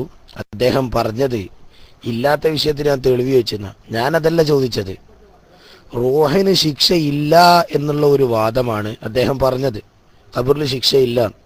നേരത്തെ നമ്മൾ ശിക്ഷയാണോ സുഖാണോ എന്ന് കേൾവിക്കാരൻ ഉസ്താദ് ചോദിച്ച സമയത്ത് ഞാൻ മൊബൈലിലാണ് കേട്ടത്. ആള് മാറിയാൽ അത് വിഷയാക്കണ്ടില്ല. ഏതോ കേൾവിക്കാരൻ ഉസ്താദ് എന്നാണ് തോന്നുന്നു, അല്ലെ പയ്യോളി ഉസ്താദ്. ഒരാൾ ചോദിച്ചപ്പോൾ അദ്ദേഹം പറഞ്ഞു റൂഹിനെ കുറിച്ച് എന്നോട് ചോദിക്കാൻ പറ്റൂല, യസ്അലൂനക റൂഹി ഖുലിർ റൂഹു മിൻ അംരി റബ്ബി എന്നാണ് ഖുർആൻ പറഞ്ഞത്. ആയത്ത് ഓതാൻ അദ്ദേഹത്തിന് ഇപ്പോഴും ധൈര്യം വന്നില്ല. വയ്യോളി ഉസ്താദ് ആവർത്തി ചോദിച്ചപ്പോൾ ആയത്ത് ഓതിയില്ല, കുടുങ്ങുമ്പോൾ ഉറപ്പാണ്. അപ്പോൾ ഒരുപാട് ആളുള്ളത് കൊണ്ട് അപ്പോൾ അദ്ദേഹം പറഞ്ഞത് യസ്അലൂനക റൂഹി ഖുലിർ റൂഹു മിൻ അംരി റബ്ബി എന്നാണ്. ഞാൻ പറഞ്ഞു അബോധാവസ്ഥയാണ് എന്ന്. പക്ഷെ അദ്ദേഹം ആദ്യം ഓതി ഈ ആയത്താണ്, ഫസ്റ്റ് ഈ ആയത്ത്. പിന്നെ അബോധാവസ്ഥയൊക്കെ പൊളിച്ചെഴുതി. അപ്പൊ ഈ ആയത്ത് വിട്ടോ? ഇസ്ലാമിസ്റ്റ് എന്നൊന്ന് മറുപടി ഇറണ്ടിരുന്നു.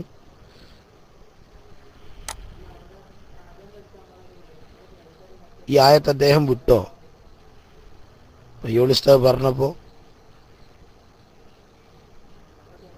ഇന്നലെ പറഞ്ഞത് ഉറക്കമെന്നാണ്, ഇന്ന് പറഞ്ഞത് അബോധാവസ്ഥ. ഇപ്പൊ നാളെ എന്താണാവോ? അപ്പൊ എന്തായാലും ഈ ആയത്ത് ഓതിയത് മുതൽ അദ്ദേഹം പൊളിയാണ്. കാരണം ശിക്ഷയില്ലാന്ന് അദ്ദേഹം പറയുന്നത്, റൂഹിനെ കുറിച്ചൊന്നും ചോദിക്കാന്ന് പറ്റൂല എന്ന് പറയുന്നത്. പിന്നെ എങ്ങനെ അയാൾക്ക് കിട്ടിയാവോ അറിയില്ല. ഒന്ന് പറയേണ്ടിയിരുന്നു, അയാളെ മുൻപിടില്ലല്ലോ പടച്ചോനെ.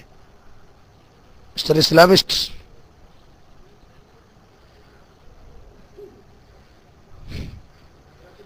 ഇസ്ലാമിസ്റ്റ് എന്തെങ്കിലും ഒന്ന് പ്രതികരിക്കണം. എന്തായാലും ഞാൻ ഇല്ലാത്ത വിഷയത്തിനൊന്നും തെളിവ് ചോദിച്ചിട്ടില്ല. ഞാൻ പറഞ്ഞത് നിങ്ങൾ നേരത്തെ പറഞ്ഞു ഇവിടത്തെ തുടങ്ങി തന്നെ ഖബറിൽ ശിക്ഷയില്ല എന്ന് നിങ്ങളുടെ വാദമാണ്.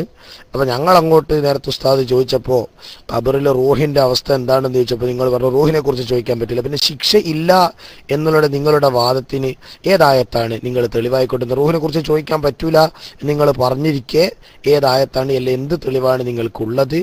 പിന്നെ മെമ്മർക്കദിന ഹാദാമാവാദർ റഹ്മാനു, ആ ഹാദന്റെ ലബീറിനെ മർജിയിലേക്കൊക്കെ നല്ലോണം അദ്ദേഹം പഠിക്കണമെന്ന് പഠിപ്പിക്കുന്നു. റാസിമാമൊക്കെ ആ ബാസിനെ കുറിച്ചാണ് പറഞ്ഞത്. അതേപോലെ പലരും പല തഫ്സീറുകളൊക്കെ പറഞ്ഞിട്ടുണ്ട്.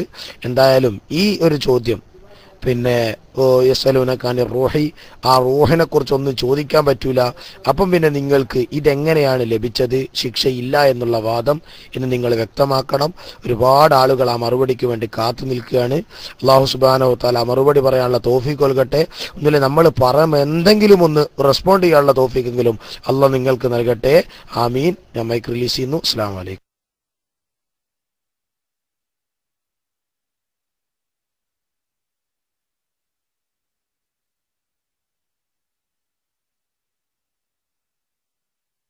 അസ്സലാമു അലൈക്കും വറഹ്മത്തുള്ളാഹി വബറകാതുഹു. സുഹൃത്തുക്കളുടെ ഐഡി വെച്ചിട്ട് പോയതാണെന്നറിയില്ല.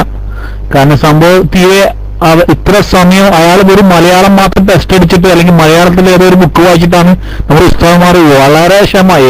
ഞാനിങ്ങനെ എന്താ വേണ്ടത് എന്ന് പിടിച്ചു നിൽക്കുകയാണ് കുറേ സമയം. കുറേ ആൾക്കാർ ചോദിച്ചു ഇതെന്താ നടക്കുന്നതെന്ന്, ഇയാൾ എന്താ ഇങ്ങനെ മലയാളത്തിന് ഇങ്ങനെ ഇത് പറഞ്ഞു കൊടുക്കുന്നതെന്ന് ചോദിച്ചിട്ട്, എന്നിട്ടൊന്നും ചെയ്യാതെ ഇത്ര സമയം അയാൾക്ക് ടൈം കൊടുത്തിട്ട് അയാളെ കയ്യിൽ ഒരു കുണ്ടുമില്ല. അതുകൊണ്ടായിരിക്കാം ഇത്ര സമയം അയാൾ വരാതിരുന്നത്. അയാൾക്ക് മനസ്സിലായി ഇനി ഇത് പിടിച്ചിട്ടാൻ കഴിയില്ല, ഇത് ഇന്നോടെ തീർന്നു, വെടിക്കെട്ട് മൊത്തം തീർന്നുകൊണ്ട് ഇന്നോടെ മതിയായത് കൊണ്ട് മാത്രം അയാൾ നിൽക്കുന്നു. അല്ലാതെ അയാളുടെ കയ്യിൽ ഒന്നും ഇല്ല എന്ന് അയാൾക്ക് ഉത്സവം മനസ്സിലായി. അതുകൊണ്ടായിരിക്കും അയാൾ വരാത്തത്.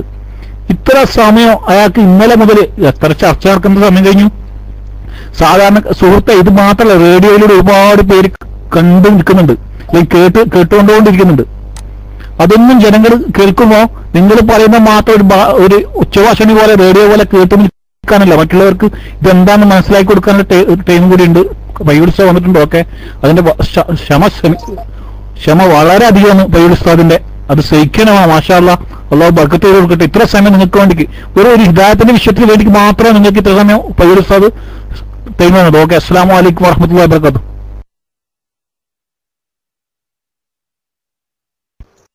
അസ്സലാമു അലൈക്കും വറഹ്മത്തുള്ളാഹി വബറകാതുഹു. ഇനി വളരെ പരമപ്രധാനമായ ഒരു ചർച്ചയാണ് ഇനി ചെയ്യേണ്ടത്. ഇവിടെ ഇസ്ലാമിസ്റ്റ് തുടക്കത്തിൽ തന്നെ ആദ്യത്തെ ദിവസം തന്നെ സൂചിപ്പിച്ച അദ്ദേഹത്തിന്റെ ഒരു ധ്വനി എന്തായിരുന്നു നിങ്ങൾക്ക് ഓർമ്മയുണ്ടോ? ഖുർആനിന് എതിരായ ഹദീസ് ബുഖാരി എന്നാണെങ്കിലും മുസ്ലിം എന്നാണെങ്കിലും ഞാൻ സ്വീകരിക്കൂല എന്നാ. അപ്പൊ എന്താ മനസ്സിലായത്? ഇപ്പൊ ഇന്ന് ഖുർആനിന് എതിരായിട്ട് ബുഖാരിയിലും മുസ്ലിമിലും ഒക്കെ ഹദീസ് ഉണ്ട് എന്നാ അല്ലേ? ഞാൻ ചോദിക്കട്ടെ, ഒരൊറ്റ ഹദീസ് ഇമാം ബുഖാരി ഇമാം മുസ്ലിം റഹിമഹുമുല്ലാഹ് കൊണ്ടുവന്ന ഒരൊറ്റ ഹദീസ് ഖുർആനിന് എതിരാണെന്ന് തെളിയിക്കാൻ ആർക്കെങ്കിലും കഴിയുമോ? ഇല്ല. നിങ്ങളെന്താ മനസ്സിലാക്കുന്നത്? ഇവിടെ നമ്മൾ ഇസ്ലാമിസ്റ്റ് തന്നെ ഇന്നലെ തുറന്ന് സമ്മതിച്ച ഒരു കാര്യമുണ്ട്. അദ്ദേഹം ഖുർആൻ നോക്കുന്നത് പരിഭാഷ നോക്കിയിട്ടാ മനസ്സിലാക്കുന്നത്. ഈ പരിഭാഷയൊന്നും നോക്കാതെ ഖുർആനിന് ലക്ഷക്കണക്കിന് വലിയ വലിയ വലിയ ഗ്രന്ഥങ്ങൾ രചിക്കപ്പെട്ടിട്ടുണ്ട്. തഫ്സീറുകൾ, വ്യാഖ്യാനങ്ങൾ ലക്ഷക്കണക്കിന് രചിക്കപ്പെട്ടു പോയി. ഇവിടെ അവരൊക്കെ ബുഖാരിയും കണ്ടിട്ടുണ്ട്. അവർക്കാർക്കും ഇത് ഖുർആനിന് വൈരുദ്ധ്യമായ ഹദീസാന്ന് മനസ്സിലായിട്ടില്ല. ഈ പരിഭാഷ നോക്കി ഖുർആൻ പഠിച്ച ഇസ്ലാമിസ്റ്റ് പറയാണ് എന്ത്, ഈ ആയത്തിന് എതിരാണ് ഇമാം ബുഖാരിയുടെ ചില ഹദീസുകൾ. നിങ്ങൾ ആലോചിച്ച് നോക്ക്. ലക്ഷക്കണക്കിന് തഫ്സീറുകൾ പരിശുദ്ധമായ ഖുർആനിനെ രചിച്ചിട്ടുള്ള ബഹുമാന്യന്മാരായ ഇമാമിങ്ങൾ, അവര് പരിഭാഷ നോക്കാണ്ട് ഖുർആൻ തിരിയുന്നതെന്ന് മാത്രമല്ല വലിയ വ്യാഖ്യാനങ്ങൾ എഴുതിയ മഹാന്മാരാണ്. ആ മഹാന്മാര് അവര് ബുഖാരിയിലുള്ള ഹദീസും കണ്ടവരാണ്. അവരാരും പറഞ്ഞില്ല ആ ആയത്തിന് എതിരാണ് ബുഖാരിയിലുള്ള ഹദീസ് അല്ലെങ്കിൽ മുസ്ലിമിലുള്ള ഹദീസ് എന്ന് അവരാരും പറഞ്ഞില്ല. പരിഭാഷ നോക്കിയിട്ട് ഖുർആൻ പഠിക്കാൻ ശ്രമിക്കുന്നു എന്ന് പറയുന്ന അദ്ദേഹം തന്നെ പറയുന്ന പരിഭാഷകൾ മുഴുവൻ തെറ്റാണ്. പരിഭാഷകൾ മുഴുവനും ഈ ഖുർആനിന്റെ ആശയം പ്രതിഫലിപ്പിക്കാൻ കഴിയുമെന്ന് ശരിയായ വിധം പ്രതിഫലിപ്പിക്കാൻ കഴിയുന്ന മൂപ്പർക്ക് തന്നെ അഭിപ്രായം ഇല്ലാന്ന് മൂപ്പർ തന്നെയും പറഞ്ഞു. നിങ്ങൾ ആലോചിച്ച് നോക്ക്. അങ്ങനെ പ്രതിഫലിപ്പിക്കാൻ കഴിയാത്ത പരിഭാഷയെ ആധാരമാക്കി ഖുർആൻ പഠിക്കാൻ ശ്രമിക്കുന്ന ഇസ്ലാമിസ്റ്റ് പറയാണ് ആ ആയത്തിനെതിരാണ് എന്ത്, ബുഖാരിയിൽ ഹദീസ്. ഒരൊറ്റ ഹദീസില്ല. നിങ്ങൾ ആലോചിച്ച് നോക്ക്. ഒരൊറ്റ ഹദീസില്ല. ഹദീസ് ഉണ്ടെന്ന് പറയുന്നത് തികഞ്ഞ വിഡ്ഢിത്തമാണ്. അത് ഇസ്ലാമിസ്റ്റിനെ മാത്രമല്ലട്ടോ ഞാൻ ഉദ്ദേശിക്കുന്നത്. അങ്ങനെ പലരും പറഞ്ഞു. ആ പറഞ്ഞ ആളുകളൊക്കെ പിടിച്ചു കെട്ടുകയും ചെയ്തിട്ടുണ്ട്. കാരണം അവരുടെ അഖലിന്റെ കുറവ്, അവരുടെ വിവേകത്തിന്റെ ബുദ്ധിയുടെ കുറവ്, അതാണ് അവരങ്ങനെ ചിന്തിപ്പിച്ചത്. കാരണം ഞാൻ ഒരു ഉദാഹരണം നിങ്ങൾക്ക് പറഞ്ഞുതരാം. ഒരാള് പറയാണ്, എന്നോട് എന്റെ മുതലാളി കടയിലേക്ക് വന്നിട്ട് പറയാ, ഒരു സാധനം കാണിച്ചിട്ടേ ഇതേ 1000 ഉറുപ്പ്യ കുറഞ്ഞ് വിൽക്കണ്ടട്ടാറിന്, 1000 ഉറുപ്പ്യ കുറഞ്ഞ് വിൽക്കണ്ടാർ. അപ്പൊ എനിക്ക് മനസ്സിലായി അത് 1000 ഉറുപ്പ്യക്ക് വിൽക്കേണ്ട സാധനമാണ്, 1000 ഉറുപ്പ്യ കുറച്ചായി വിൽക്കാൻ പറ്റൂല. ഞാൻ വരുന്ന ആൾക്കാരോടൊക്കെ അത് 990 തരില്ല, കൊടുക്കൂല. 1000 ഉറുപ്പ്യക്ക് വിൽക്കേണ്ട സാധനമല്ലേ, 990 കൊടുക്കാൻ പറ്റും. പിറ്റേന്ന് മുതലാളി വന്നിട്ട് പറഞ്ഞു, അതേ ഇന്ന ആള് വന്നാല് ഇത് 900 ഉറുപ്പ്യക്ക് കൊടുത്തേ കിട്ടാറുണ്ട്. അത് ഒരാള് വന്നാൽ കൊടുക്കാൻ വേണ്ടി പറഞ്ഞ അയാൾ വരികയാണെങ്കിൽ 900 ഉറുപ്പ്യക്ക് കൊടുത്തേ കിട്ടാറ്. അതിന്റെ അർത്ഥം എന്താ? തനാക്കുല.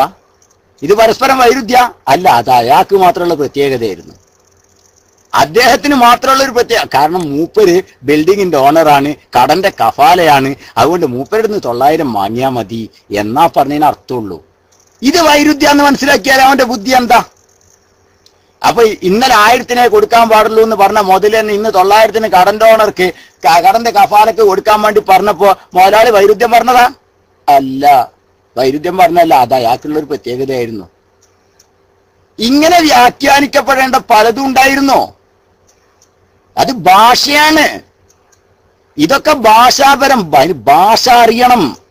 ഖുർആൻ ഭാഷ അറിയാതെ ഖുർആൻ കൈകാര്യം ചെയ്യാന്ന് പറഞ്ഞാൽ, അല്ലെങ്കിൽ ഖുർആൻ എങ്ങനെ വിശദീകരിക്കണമെന്ന് അള്ളാഹ് തന്നെ തീരുമാനിച്ചിട്ടുള്ള അള്ളാന്റെ റസൂൽ സല്ലല്ലാഹു അലൈഹി വസല്ലമ തങ്ങളെ കുറിച്ച് പഠിക്കാതെ ആ റസൂലുള്ളാഹി ഖുർആനിനെ എങ്ങനെയാണ് സമീപിച്ചത്, ആ റസൂലുള്ളാഹി സല്ലല്ലാഹു അലൈഹി വസല്ലമ തങ്ങളിൽ നിന്ന് ഖുർആൻ ഡയറക്റ്റ് കേട്ടിട്ടുള്ള സഹാബത്തുൽ കിറാം ആ ഖുർആനിനെ എങ്ങനെ മനസ്സിലാക്കി എന്ന് മനസ്സിലാക്കാതെ ഒറ്റടിക്ക് ഖുർആൻ ഇങ്ങനെ പറയുന്ന അതിനെതിരാണ് ഈ ഹദീസ് എന്ന് പറയുന്നത്, അത് അവിവേകമാണ്. നിങ്ങൾ ചിന്തിച്ചു നോക്ക്. 1450 കൊല്ലത്തിന്റെ മുകളിലായല്ലോ ഇപ്പൊ പരിശുദ്ധമായ നബി കരീം സല്ലല്ലാഹു അലൈഹി വസല്ലമ തങ്ങൾ അവതരിച്ചിട്ട്. ആ കാലഘട്ടം അത്രയും കഴിഞ്ഞു. ഏകദേശം 150 മുതൽ 200 കാലയളവിൽ ഹിജ്റ. ബഹുമാനപ്പെട്ട ഇമാം ബുഖാരി റളിയല്ലാഹു തആല അൻഹുവിന്റെ തദ്വീനും നടന്നിട്ടുണ്ട്, പിന്നെ രചനയും നടന്നിട്ടുണ്ട് ബുഖാരിയുടെ. അങ്ങനെ ഏകദേശം 1200 കൊല്ലത്തിലധികം സഹീഹുൽ ബുഖാരി ഭൂമിലോകത്ത് നിലനിന്നിട്ടുണ്ട്. ഇപ്പോ ഇതുവരേക്കും 1200 കൊല്ലത്തിന്റെ മേലെയായി. ഈ കാലയളവിൽ ഒരാൾക്കും ഇങ്ങനെയുള്ള വിവരങ്ങളൊന്നും കിട്ടിയിട്ടില്ല.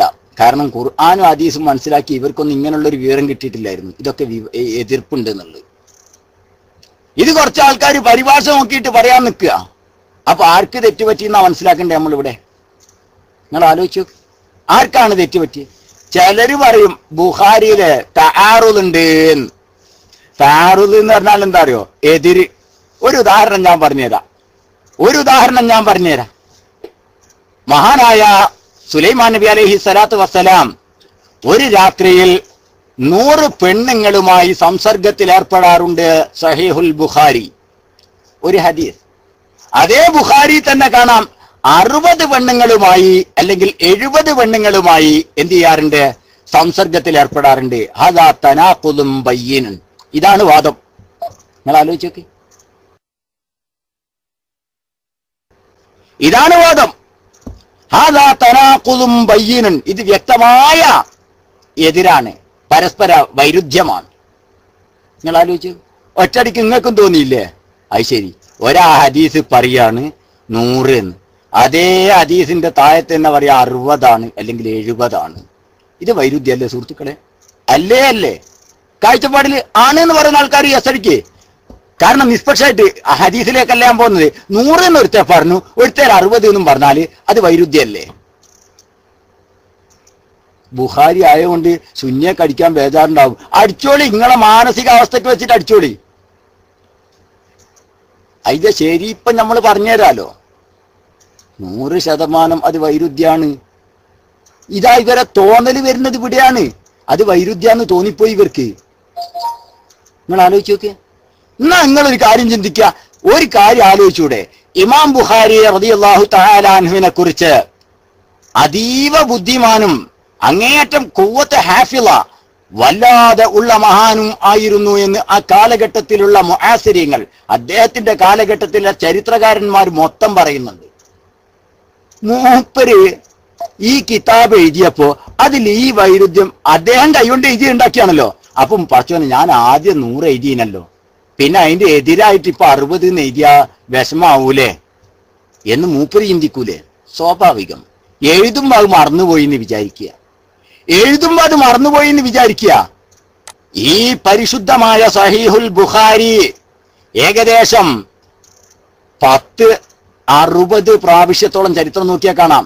അദ്ദേഹം ഇമാം ബുഖാരി തങ്ങളുടെ തന്നെ തലാമീദിന് ശിഷ്യന്മാർക്ക് ദർസ് നടത്തിയിട്ടില്ലേ? എത്ര പ്രാവശ്യം? 10-60 പ്രാവശ്യം തിരിച്ചും മറിച്ചും ദർസ് നടത്തിയിട്ടുണ്ട്. അപ്പോഴും മൂപ്പർക്ക് ഈ വൈരുദ്ധ്യം മനസ്സിലായില്ല. പോട്ടെ, ആയിരക്കണക്കിന് ശിഷ്യന്മാര് മുന്നിലിരുന്ന് പഠിച്ചിട്ടുണ്ട് ഈ ബുഖാരി, ഇമാം ബുഖാരിയുടെ മുന്നിൽ നിന്ന്, സ്വന്തം നാവിൽ നിന്ന്. അവർക്കും ഈ വൈരുദ്ധ്യം മനസ്സിലായില്ല.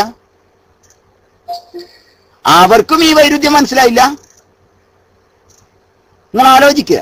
ഇനി അതും പോട്ടെ, ബഹുമാനപ്പെട്ട അഹ്മദ് ബിൻ ഹംബൽ റളിയല്ലാഹു തആല അൻഹുവിന് ഈ ബുഖാരി ഉണ്ടാക്കിയിട്ട് സഹീഹുൽ ബുഖാരി മഹാനായ അഹ്മദ് ബിൻ ഹംബൽ തങ്ങളുടെ മുന്നിലേക്ക് കൊണ്ടുപോയി എഡിറ്റ് ചെയ്യാൻ വേണ്ടി ബഹുമാനപ്പെട്ട ഇമാം ബുഖാരി റഹിമഹുല്ലാ മൂപ്പരിത് കംപ്ലീറ്റ് എഡിറ്റ് ചെയ്ത്. ഇമാം ബുഖാരി അഹ്മദ് ബിൻ ഹംബൽ തങ്ങൾ മാത്രമല്ല, ഒട്ടനവധി ഇമാമിങ്ങൾ, ആ കാലഘട്ടത്തിലുള്ള ഇമാമിങ്ങൾ എഡിറ്റ് ചെയ്ത സാധനമാണ് ഈ ബുഖാരി. അവർക്കും ഈ വൈരുദ്ധ്യം മനസ്സിലായില്ല. അവർക്കൊന്നും ഈ വൈരുദ്ധ്യം, അവർക്ക് മനസ്സിലായി ഇതിൽ വൈരുദ്ധ്യം ഇല്ല. സംഭവം എന്താ അറിയോ? മഹാനായ സുലൈമാൻ നബി അലൈഹി സ്വലാത്തു വസ്സലാം 100 സ്ത്രീകളെ സംസർഗത്തിൽ ഏർപ്പെട്ടു എന്ന് പറഞ്ഞത് ബിൽ ഇജ്മാൽ മൊത്തത്തിൽ 100 സ്ത്രീകള്. എന്നാൽ 60 സ്ത്രീകളുമായി ബന്ധത്തിൽ ഏർപ്പെട്ടു എന്ന് പറഞ്ഞാലോ അതിന്റെ അർത്ഥം എന്താ?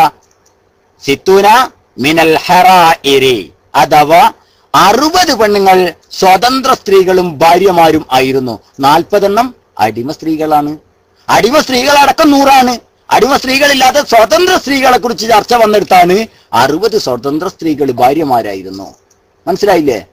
ഇങ്ങനെയായിരുന്നു അത്. ഇത് മനസ്സിലാക്കാൻ ഇവരെ കൊണ്ട് പറ്റിയില്ല. It simple. എത്ര സിമ്പിളാണിത്! ഇത് മനസ്സിലാക്കാൻ പറ്റാതെ അത് വൈരുദ്ധ്യാന്ന് മനസ്സിലാക്കി. സഹീഹ് മുസ്ലിമിലുള്ള ഒരു ഹദീസ്, കുറെ മണ്ടശിരോമണികൾ അതും തേടി നടക്കുകയാണ്. നിങ്ങൾ ആലോചിച്ച് നോക്കണം. എന്താണ് സഹീഹ് മുസ്ലിമിലെ ഹദീസ്? അല്ലാഹു സുബ്ഹാനഹു വ തആല ശരിക്കും ശ്രദ്ധിക്കണം, നിങ്ങൾ കേൾക്കാൻ വേണ്ടി പറയാണ്. ഇതൊക്കെ ഏതെങ്കിലും ഒരു കാലത്തെ പിന്നെ ഏതെങ്കിലും വസ്വാസ് ഉണ്ടാക്കുന്നവർ വരും. പെട്ടുപോവരുത് സുഹൃത്തുക്കളെ, പെട്ടുപോവരുത്. കേട്ടോളി, പരിശുദ്ധ ഖുർആനിലെ ഒരു ആയത്ത് കാണാം. വഹുവല്ലദീ ഖലഖസ് സമാവാതി വൽ അർള ഫീ സിത്തത്തി അയ്യാം. കേൾക്കണം നിങ്ങൾ, അല്ലാഹു ആകാശ ഭൂമികളെ പടച്ചത് 6 ദിവസത്തിലായിക്കൊണ്ടാണ്.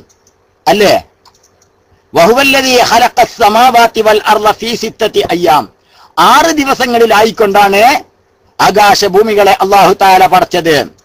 ഇനി അതേപോലെ തന്നെ അല്ലദീ ഖലഖസ് സമാവാതി വൽ അർള വമാ ബൈനഹുമാ ഫീ സിത്തത്തി അയ്യാം. ആകാശ ഭൂമികളെയും അതിന്റെ ഇടയിലുള്ളതിനെയും അല്ലാഹു പടച്ചത് 6 ദിവസങ്ങളിലായിക്കൊണ്ടാണ്.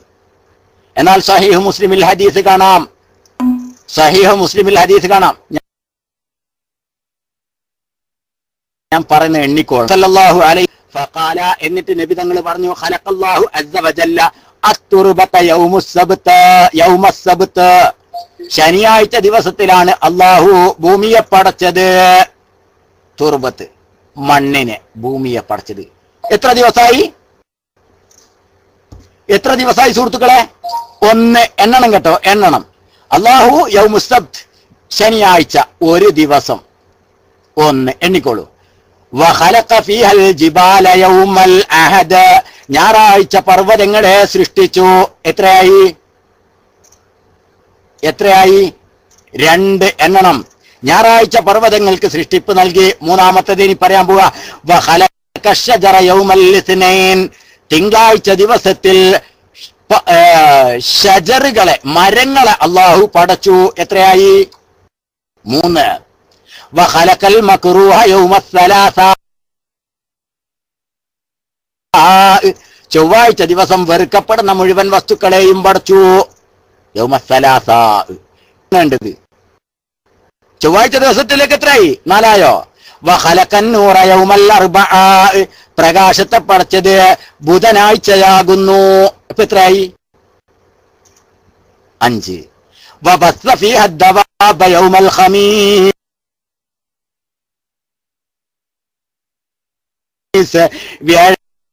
ഇവിടെ ഭൂമിയിലുള്ള ജീവികളെ അല്ലാഹു തആല പടച്ചത്. വഖലഖ ആദമ ബഅദൽ അസ്രി മിൻ യൗമിൽ ജുമുഅ. വെള്ളിയാഴ്ച ദിവസം ആദം നബി അലൈഹി സ്വലാത്തു വസ്സലാമിന് സൃഷ്ടിപ്പ് നൽകി. ഇപ്പൊ ടോട്ടൽ 7 ആയി. എന്തായാലും 7 ആയി. നിങ്ങൾ 6 അടിച്ചിട്ടുള്ളൂ, 7 ആയി. അഥവാ ശനി മുതൽ എണ്ണി നോക്കിയാൽ മതി. ശനി 1, ഞായർ 2, തിങ്കൾ 3, ചൊവ്വ 4, ബുധൻ 5, വ്യാഴം 6, വെള്ളി 7. കണ്ടാ? 7 ആയി. വെള്ളിയാഴ്ച ദിവസം വരെ, ശനി മുതൽ വെള്ളിയാഴ്ച ദിവസം വരെ 7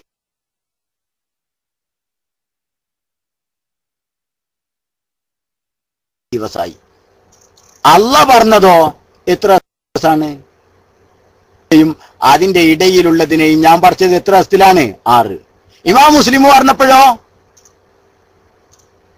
പറയുങ്ങള്, ഇമാം മുസ്ലിമിന്റെ ഹദീസിലോ 7.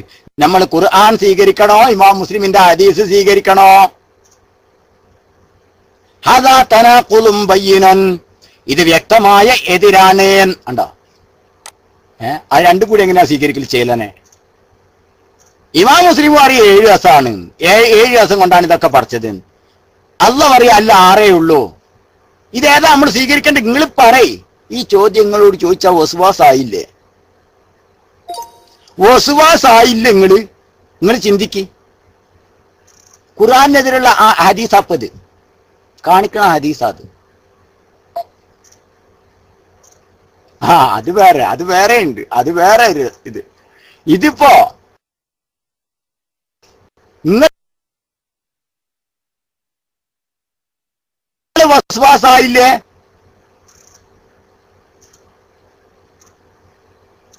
വസ്വാസായിട്ടില്ലെങ്കിൽ ഞാൻ ഇപ്പൊ നിർത്തുകയും ചെയ്യും. അതും വേണ്ട ചിന്തിക്കുക. നിങ്ങൾക്ക് ആർക്കും ഒരു വസ്വാസ് ഇതൊന്നും ഉണ്ടാക്കൂലെങ്കിൽ ഞാൻ ഇവിടെ നിർത്താം. അത് ശരി. ഇങ്ങനെ ഒരാൾ വന്ന് പറഞ്ഞാൽ നിങ്ങൾക്ക് വസ്വാസാവൂല് ചങ്ങായിമാരെ? പിന്നെ വസ്വാസാവൂല്, പിന്നെ ഇതൊന്നും നമുക്ക് ചർച്ച ചെയ്യേണ്ട ആവശ്യമില്ല. ഞങ്ങളൊക്കെ മുറിഞ്ഞ തീരുമാനത്തിൽ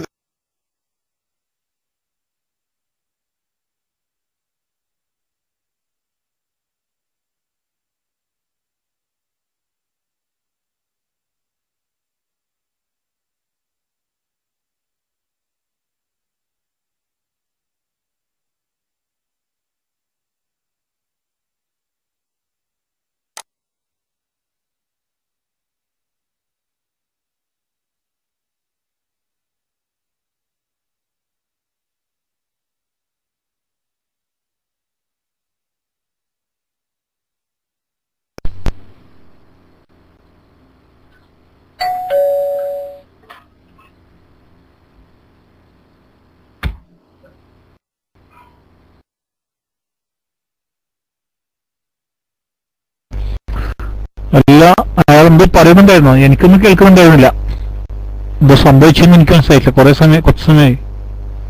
ഞങ്ങൾക്ക് ഡെസ്കിൽ കുറച്ച് ദൂരെ ഉണ്ടായിരുന്നു. ഓക്കെ, നിങ്ങൾക്ക് എന്തെങ്കിലും ചോദിക്കാനുണ്ടോ? വ്യവസായ ഡെസ്കിലില്ലേ? ഓക്കെ ഓക്കെ,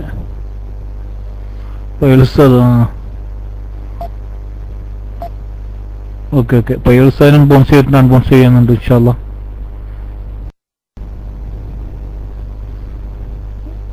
ചെയ്തോ? ഓക്കെ, ഇൻഷാ അല്ലാഹ് വ്യവസായ വരും. അയാൾ പോയോ? ഇസ്ലാമിസ്റ്റ്. നിങ്ങൾക്കൊന്നും പറയാനില്ല? നിങ്ങൾക്ക് എന്തെങ്കിലും ഇത്ര സമയം പറഞ്ഞതിന് ഉസ്താദ് പറഞ്ഞതിന് എന്തെങ്കിലും മറുപടി എന്തെങ്കിലും പറയാനുണ്ടോ? കുറച്ച് സമയം നിങ്ങൾ കേൾക്കുന്നുണ്ടല്ലോ. ഓക്കെ, ഇസ്ലാമിസ്റ്റ് ഇവിടെ ഉണ്ട്, ഇരിക്കുന്നുണ്ട്. ഏതായാലും നിങ്ങൾക്ക് അള്ളാഹു ഹിദായത്ത് നൽകുമാറാകട്ടെ. നമ്മളത് പറയാനും ഇതാക്കാനും ആളല്ല, പക്ഷെ എന്നാലും നിങ്ങൾക്ക് ഇത്ര സമയം പൈലസാത്തിട്ടുണ്ടോ? ഓക്കെ, അസ്സലാമു അലൈക്കും.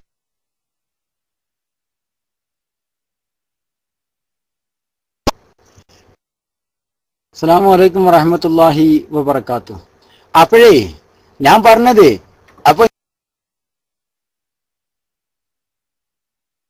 നിങ്ങൾക്ക് ഞാൻ പറഞ്ഞ, എന്നാലോ സഹീഹ് മുസ്ലിമിലുള്ള ഹദീസ് 7 ദിവസത്തിലാണ് എന്ന 7 ദിവസത്തിലായിക്കൊണ്ട് ഞാൻ എണ്ണിക്കാണിച്ചു തന്നു നിങ്ങൾക്ക്. ശനിയാഴ്ച മുതൽ വെള്ളിയാഴ്ച ദിവസം വരെ 7ആണ്. ആ 7 ദിവസത്തിലായിട്ടാണ് പഠിച്ചത്. നമ്മൾ ഏതാ സുഹൃത്തുക്കളെ സ്വീകരിക്കേണ്ടത്? ഏതാ സ്വീകരിക്കേണ്ടത് നിങ്ങൾ പറയും. ഓ, ചില ആൾക്കാരെ ചോദ്യം കേട്ടാ വിചാരിക്കും ഇതേതാ സ്വീകരിക്കേണ്ടത്. ഞാൻ പിന്നെ മുമ്പ് അനസ് മൗലവിനോട് ഒരാൾ ചോദിക്കുകയാണ്, മറ്റേ തിരുവനന്തപുരത്തായിട്ടുള്ള ഒരു മുഖാമുഖത്തില് ഒരു മൗലവി അനസ് മൗലവിനോട് ചോദിക്കുകയാണ്, നമ്മൾ എങ്ങനെയാ സ്വീകരിക്കുക? ബുഖാരിയിലുള്ള ഹദീസ് എങ്ങനെയാ സ്വീകരിക്കേണ്ടതെന്ന്. ആ ചോദ്യം അനസിങ്ങനെ കിടന്നിങ്ങനെ വേർക്കണുണ്ട്. കാരണം അനസിനൊന്നും പറയാനും വയ്യ. ചങ്ങാതിമാരെ, ബുഖാരിയിലും മുസ്ലിമിലുള്ള ഹദീസ് ഒന്നും എതിരില്ല. ഇനി കേട്ടോളി. ഇതാ, എന്റെ ശബ്ദമൊക്കെ ക്ലിയർ അല്ലേ? ശബ്ദമൊക്കെ ക്ലിയർ ആണോ? യെസ്, ഓക്കെ അല്ലേ? ഉത്തരം പറയാം, കേട്ടോളൂ. പരിശുദ്ധ ഖുർആൻ പറഞ്ഞതെന്താ? 6 ദിവസത്തിലായിക്കൊണ്ട് ആകാശഭൂമിയെയും അതിനിടയിലുള്ളതിനെയും നാം സൃഷ്ടിച്ചിരിക്കുന്നു. Yes, okay. വഹുവല്ലദീ ഖലഖസ് സമാവാതി വൽ അർള ഫീ 6 അയ്യാം എന്നും, അതുപോലെ തന്നെ അല്ലാഹുല്ലദീ ഖലഖസ് സമാവാതി വൽ അർള വമാ ബൈനഹുമാ ഫീ 6 അയ്യാം സൂറത്തു സജദയുടെ 4-ലും അല്ലാഹ് പറഞ്ഞത് അതാണ്. ശരി, ബഹുമാനപ്പെട്ട നബി സല്ലല്ലാഹു അലൈഹി വസല്ലമ തങ്ങൾ പറഞ്ഞതായി ഇമാം മുസ്ലിം ഉദ്ധരിക്കുന്ന ഹദീസിൽ ശരിക്കും ശ്രദ്ധിച്ചോളൂ. 1-ാമത്തെ ദിവസം സൃഷ്ടിച്ചു, 2-ാമത്തെ ദിവസം സൃഷ്ടിച്ചു, 6-ാമത്തെ ദിവസം സൃഷ്ടിപ്പ് നടന്നു. 7-ാമത്തെ ദിവസം എന്താ സൃഷ്ടിച്ചത്? 7-ാമത്തെ ദിവസം എന്തിനാണ് സൃഷ്ടിപ്പ് നടത്തിയത്? പറയുന്നത്. 7-ാമത്തെ ദിവസം സൃഷ്ടിച്ചത് എന്താ സുഹൃത്തുക്കളെ? മറന്ന. 7-ാമത്തെ ദിവസം എന്താണ് സൃഷ്ടിച്ചത്? അടിക്ക്. ആദം നബി അലൈഹി സ്വലാത്തു വസ്സലാമിനെ എവിടെയാ സൃഷ്ടിച്ചത്? ആദം നബി അലൈഹി സ്വലാത്തു വസ്സലാമിനെ എവിടെയാ സൃഷ്ടിച്ചത്?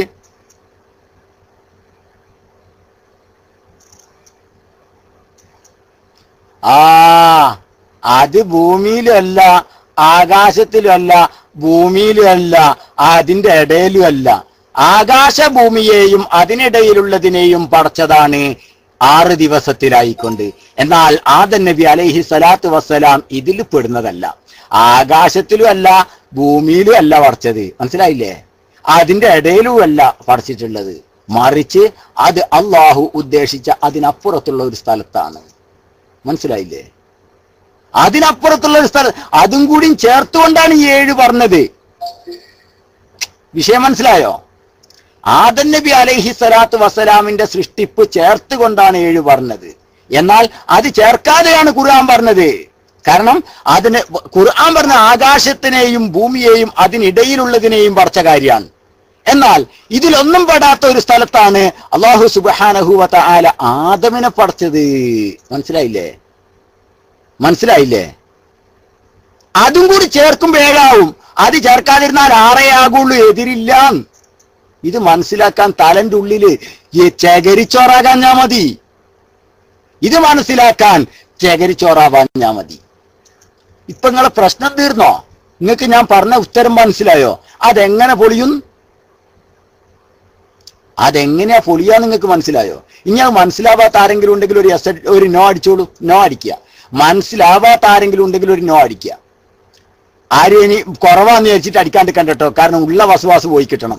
ആയ വസ്വാസ് പോകണ്ടിട്ടാ.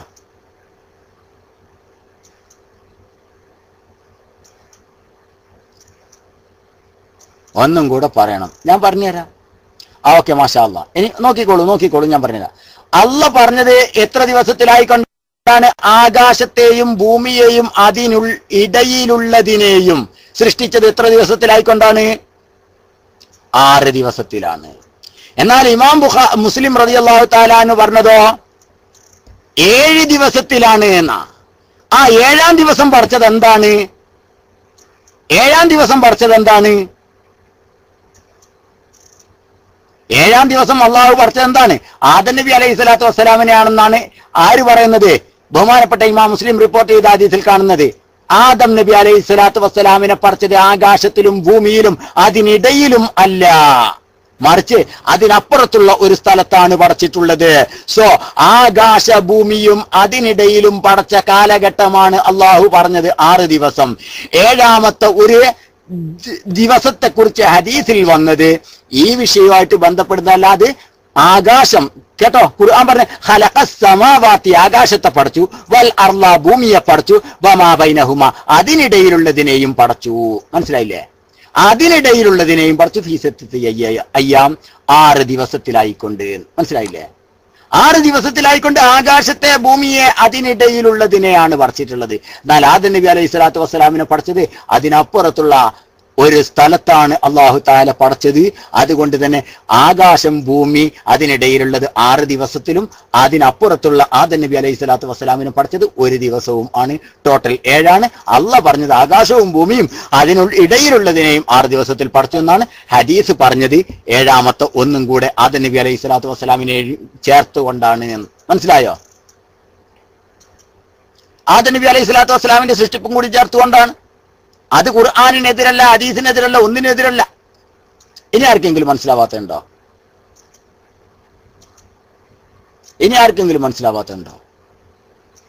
ഇല്ല.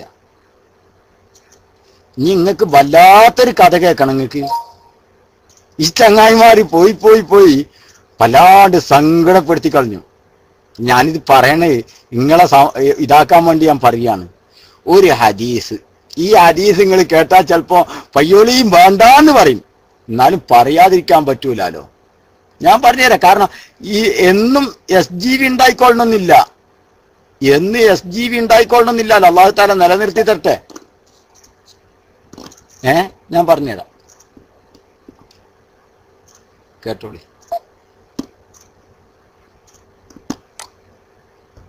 ആരിപ്പോ PM ചെയ്യരുത് പ്ലീസ്, ദയവേത് കേട്ടോളി.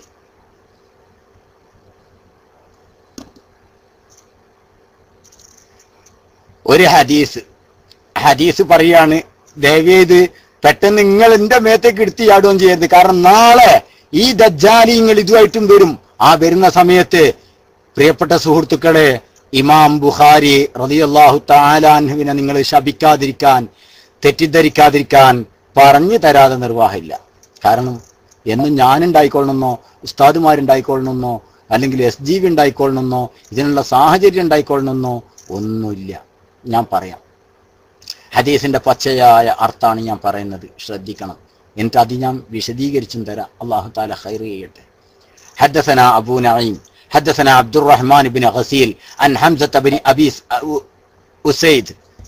ഇങ്ങനെ ഹദീസിന്റെ റിപ്പോർട്ടർമാരെ പറയുകയാണ്. എന്നിട്ട് മഹാനവർകളെ ശരിക്കും ശ്രദ്ധിക്കണം. ഹംസത്ത് ബിൻ അബി ഉസൈദ് അൻ അബി ഉസൈദിൽ നിന്ന് നിവേദനം ചെയ്യുന്ന ഹദീസ്. പ്ലീസ് ആരും ഇപ്പൊ ഒന്നും ചെയ്യല്ലേ, ദയവേത് ആരും ഇപ്പൊ PM ചെയ്യരുത്. കാരണം കട്ടായി പോയാൽ വല്ലാത്തൊരു അവസ്ഥ വരും നമുക്ക്. ശ്രദ്ധിക്കുക. കാല, മഹാനവർകൾ പറയാണ്, ശരിക്കും ശ്രദ്ധിക്കണം. ഖറജ്നാ മഅൻ നബി, നബിയോട് കൂടെ ഞങ്ങൾ പുറപ്പെട്ടു. ഒരു ദിവസേ ഹത്തൻ തലഖ ഇലാ ഹൈത്തിൻ, ഒരു ബുസ്താന്, ഒരു തോട്ടത്തിന്റെ അടുക്കലേക്ക് ഞങ്ങൾ എത്തുന്നവരെ. യുഖാലു ലഹു ഷൂത്ത്, അതിന് ഷൂത്ത് എന്നാണ് പേര് പറയാ. ചിലര് ഭാഷാ പണ്ഡിതന്മാരൊക്കെ ഷൂൾ എന്നും പറയുന്നുണ്ട്. ഒരു മിനിറ്റ്, ഞാനൊന്ന് DNT ഇടുന്നുണ്ട്. പ്രിയപ്പെട്ട സുഹൃത്തുക്കള്, ആരെങ്കിലും ഞാനായിട്ട് എന്തെങ്കിലും പറയേണ്ടവരുണ്ടെങ്കിൽ എന്ത് ചെയ്യുക, അത് നിങ്ങൾ നമ്മളെ മറ്റേ ഉണ്ടല്ലോ, എന്ത് മറ്റേ ആ സാധനത്തിന് എന്തോ ഒരു പേര് പറയല്ലോ, നീലയിത്ത് കാണുന്നേ, വിസ്പർ അടിച്ചാൽ മതി കേട്ടോ. വിസ്പർ അടിച്ചാൽ മതി, കാരണം ബുദ്ധിമുട്ടാക്കുന്നുണ്ട്, ശ്രദ്ധിക്കുക. വിസ്പർ അടിച്ചാൽ മതി. അപ്പോ ഞങ്ങൾ നബിതങ്ങളോട് കൂടെ ഒരു ദിവസം പോയി. ഹത്തൻ തലഖ ഇലാ ഹൈത്തിൻ യുഖാലു ലഹു ഷൂത്ത്, ഷൂത്ത് എന്ന് പേരായ ഒരു ബുസ്താനിന്റെ, ഒരു തോട്ടത്തിന്റെ അടുക്കലേക്ക് എത്തി. ഹത്തൻ ദഹൈന ഇലാ ഹൈത്തൈനി, ആ തോട്ടത്തിലൂടെ ഞങ്ങൾ നടന്നു. നോക്കുമ്പോൾ അപ്പുറം 2 തോട്ടങ്ങളുണ്ട്. ആ 2 തോട്ടത്തിന്റെ അടുത്തെത്തി. ഫജലസ്നാ ബൈനഹുമ, അതിന്റെ ഇടയിൽ ഞങ്ങൾ ഇരുന്ന്, ഞങ്ങളും നബിയും പോയി. അങ്ങനെ 2 തോട്ടത്തിന്റെ ഇടയിലുള്ള ഒരു കൈവഴി കണ്ട് അവിടെ ഇരുന്നു. നബിതങ്ങൾ ഞങ്ങളോട് പറഞ്ഞു, ഫഖാലൻ നബിയോ, നബിതങ്ങൾ ഞങ്ങളോട് പറഞ്ഞു, ഇജ്ലിസു ഹാഹുന, നിങ്ങൾ ഇവിടെ ഇരുന്നോളിന്നാണ്. ഫദഖല, എന്നിട്ട് നബിതങ്ങള് പ്രവേശിച്ചു. വഖദ് ഉതിയ ബിൽ ജൂനിയ, ശരിക്കും ശ്രദ്ധിക്കണം, ഇവിടെ വല്ലാത്തൊരവസ്ഥ വരുന്ന സ്ഥലമാണ്. ഫഖദ് ഉതിയ ബിൽ ജൂനിയ, ജൂനിയ എന്ന് പറഞ്ഞ പെണ്ണിനെ കൊണ്ടുവരപ്പെട്ടു തോട്ടത്തിലെ. فأنزلت في بيت في نخل في بيت أميمة بنت نعمان بن شراحيل എന്ന് പറഞ്ഞവരുടെ വീട്ടില് ജൂനിയ എന്ന പെണ്ണിനെ കൊണ്ടുവരപ്പെട്ടു. ഫമഅഹാ ദായതുഹാ ഹാദിനതുല്ലഹാ, ഈ ജൂനിയത്ത് എന്ന് പറഞ്ഞ പെണ്ണിന്റെ കൂടെ അവളുടെ ദായത്തും ഉണ്ട്. ഹാദിനത്ത്, ഹാദിനത്ത് എന്ന് പറഞ്ഞാൽ അവരെ സംരക്ഷിക്കുന്ന പോറ്റുന്ന ഒരു ഉമ്മ, ഒരു ഉണ്ട്. ഫലമ്മാ ദഖല അലൈഹ നബിയു സല്ലല്ലാഹു അലൈഹി വസല്ലം, നബി സല്ലല്ലാഹു അലൈഹി വസല്ലമ തങ്ങൾ പെണ്ണിന്റെ അടുത്തേക്ക് എത്തിയപ്പോൾ, ശ്രദ്ധിക്കണങ്ങൾ, ഇനിയാണ് ശ്രദ്ധിക്കേണ്ടത്. ജിനായാത്തുൽ ബുഖാരി എന്ന് പറഞ്ഞിട്ട് ഇവർ പറയുന്ന ഭാഗമാണിത്. ഫലമ്മാ ദഖല അലൈഹ നബിയു, നബി ആ പെണ്ണിന്റെ അടുത്തേക്ക് എത്തിയപ്പോ ഖാല, നബി തങ്ങൾ പറയാണ്, ഇജിന്റെ ശരീരം എനിക്കൊന്ന് ഒരുക്കി തരൂ. നബി തങ്ങൾ പെണ്ണിനോട് പറയാണ്, ശ്രദ്ധിക്കണം, ഇവരുടെ വാദാണ്, നിന്റെ ശരീരം നീ എനിക്കൊന്ന് ഒരുക്കി തരൂ. ആ സമയത്ത് പെണ്ണ് ചോദിക്കുകയാണ്, ഒരു ഭരണീയയായ ഒരു പെണ്ണ് ആ നാട്ടിലെ രാജാവ് അല്ലെങ്കിൽ പ്രഗത്ഭനായ ഒരാൾക്ക് വേണ്ടി അവളുടെ ശരീരം ഒരുക്കി കൊടുക്കുകയോ എന്ന് പറഞ്ഞു. മാത്രവും പോരാ, ഖാലഫ അഹ്വാ ബിയദിഹി യളഉ യദഹു അലൈഹാ, നബി സല്ലല്ലാഹു അലൈഹി വസല്ലം തങ്ങൾ തന്റെ കയ്യിനെ നീട്ടി. എന്തിന്? ലിതസ്കുന, ഓളെ പിടിച്ച് ചുംബിക്കാൻ വേണ്ടി. എന്നിട്ട് പരിപാടി എന്തോ ചെയ്യാൻ വേണ്ടി നബി തങ്ങൾ കയ്യിനെ നീട്ടി. ഫഖാലത്ത്, അവള് പറഞ്ഞു, അഊദു ബില്ലാഹി മിൻക, നിങ്ങളിൽ നിന്ന് ഞാൻ അല്ലാഹുവിനോട് കാവല് ചോദിക്കുന്നു.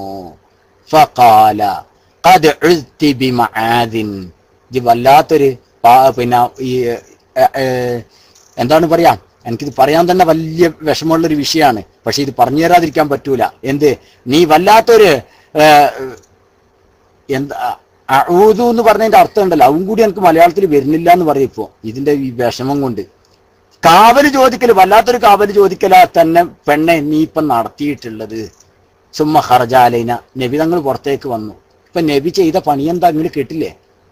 നബി തങ്ങൾ ചെയ്ത പണിയെന്താ? ഇവിടെ ഒരു പെണ്ണിന്റെ കൊണ്ടേരിപ്പിക്കുക, പെണ്ണിനെ പിടിക്കാൻ നിൽക്കുക, എന്നിട്ട് ഇജനക്കൊന്ന് ചെയ്തേരിന്ന് പറയാ. ഇതൊക്കെ ഒരു നബിക്ക് പറ്റുമോ? ഇതൊക്കെ ചെയ്തിരിക്കുന്നത് ഇമാം ബുഖാരി റിപ്പോർട്ട് ചെയ്ത ഹദീസാണിത്. കണ്ടോ? പക്ഷെ ഇത് പറയാതിരിക്കാൻ പറ്റൂല മുസ്ലിയാരങ്ങാടിയെ. കാരണം നാളെ ഇതുമായിട്ട് വരും ദജ്ജാലിങ്ങൾ വരും. പറയുമ്പോ സ്വാഭാവികം, ഇത് ഇമാം ബുഖാരി ഇങ്ങനത്തെ ഹദീസ് റിപ്പോർട്ട് ചെയ്തോ, അത് മോശമായിപ്പോയി. നിങ്ങൾക്ക് തോന്നൂലേ സുഹൃത്തുക്കളെ? നിങ്ങൾക്ക് തോന്നൂലേ? സത്യത്തിൽ ഇതിന്റെ അവസ്ഥ എന്താണ് ഇതിന്റെ അവസ്ഥ?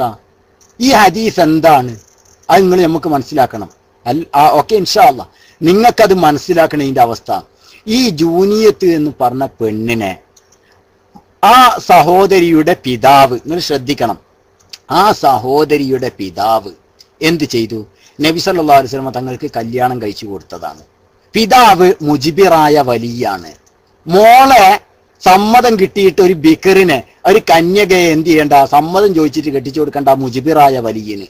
മുജിബിറായ വലിയന് പെണ്ണിന്റെ സമ്മതം ഇല്ലാതെ തന്നെ തന്റെ മകളെ ഒരു ഭർത്താവിന്, കഫാഅത്തുള്ള കുഫുവുള്ള ഭർത്താവിന് എന്ത് ചെയ്യുക, ശരിക്കും മനസ്സിലാക്കുക, കഫാഅത്തുള്ള ഒരു പുരുഷന് കെട്ടിച്ചു കൊടുക്കാം. അങ്ങനെ ഈ പെണ്ണിന്റെ ഭർത്താവ് റസൂലുള്ളാഹിക്ക് കെട്ടിച്ചു കൊടുത്തിട്ടുണ്ട്.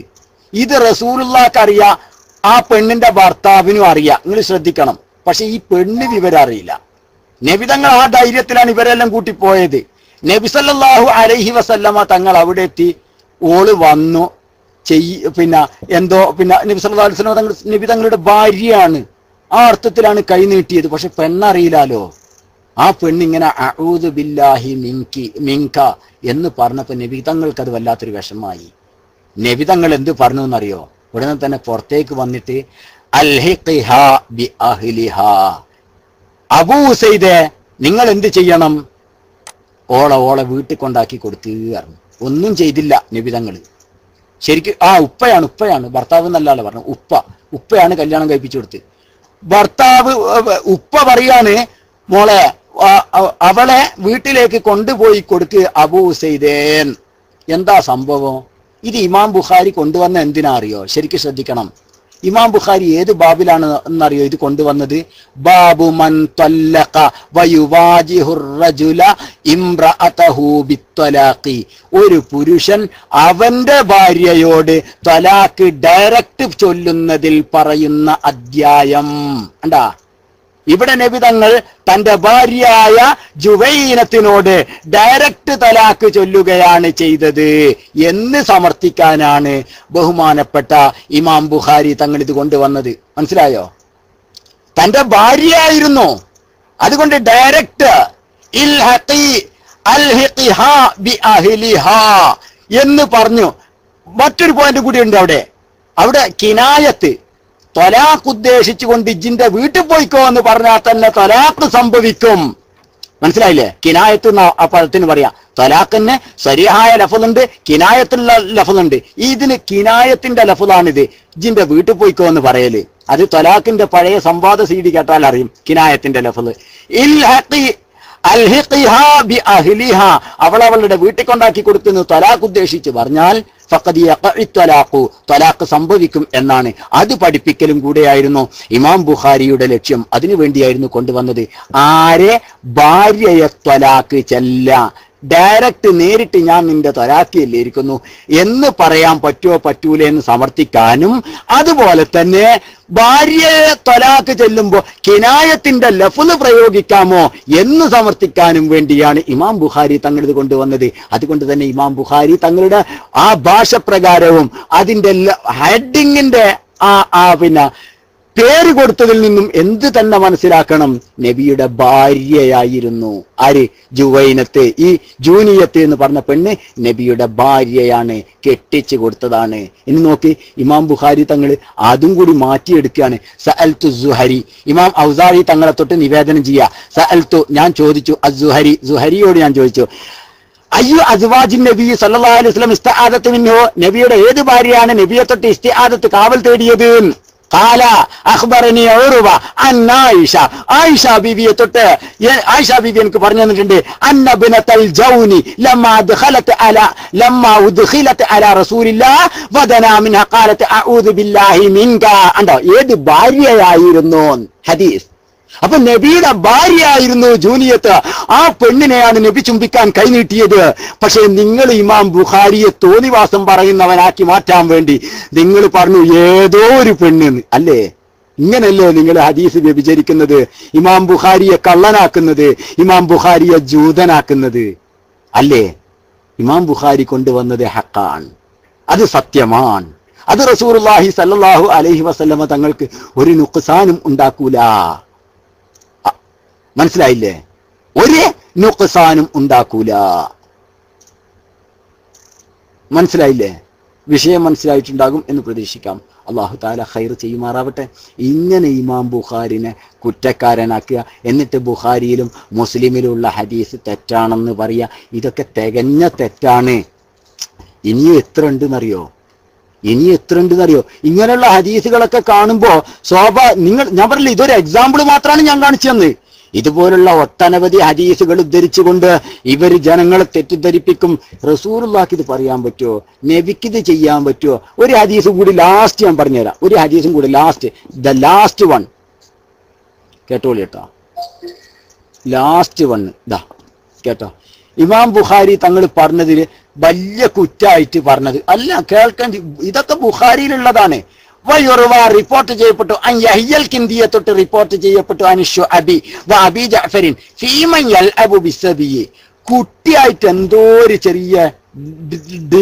ഒരു ചെറിയൊരു ഡിങ്കോളാഫി നടത്തുന്ന ഒരു വ്യക്തിയുടെ കാര്യത്തിൽ റിപ്പോർട്ട് ചെയ്യപ്പെട്ടു നബി തങ്ങൾ പറഞ്ഞതായിട്ട്, ഇൻ അദ്ഖലഹു ഫീഹി ഫലാ യതസവ്വജന്ന ഉമ്മഹു.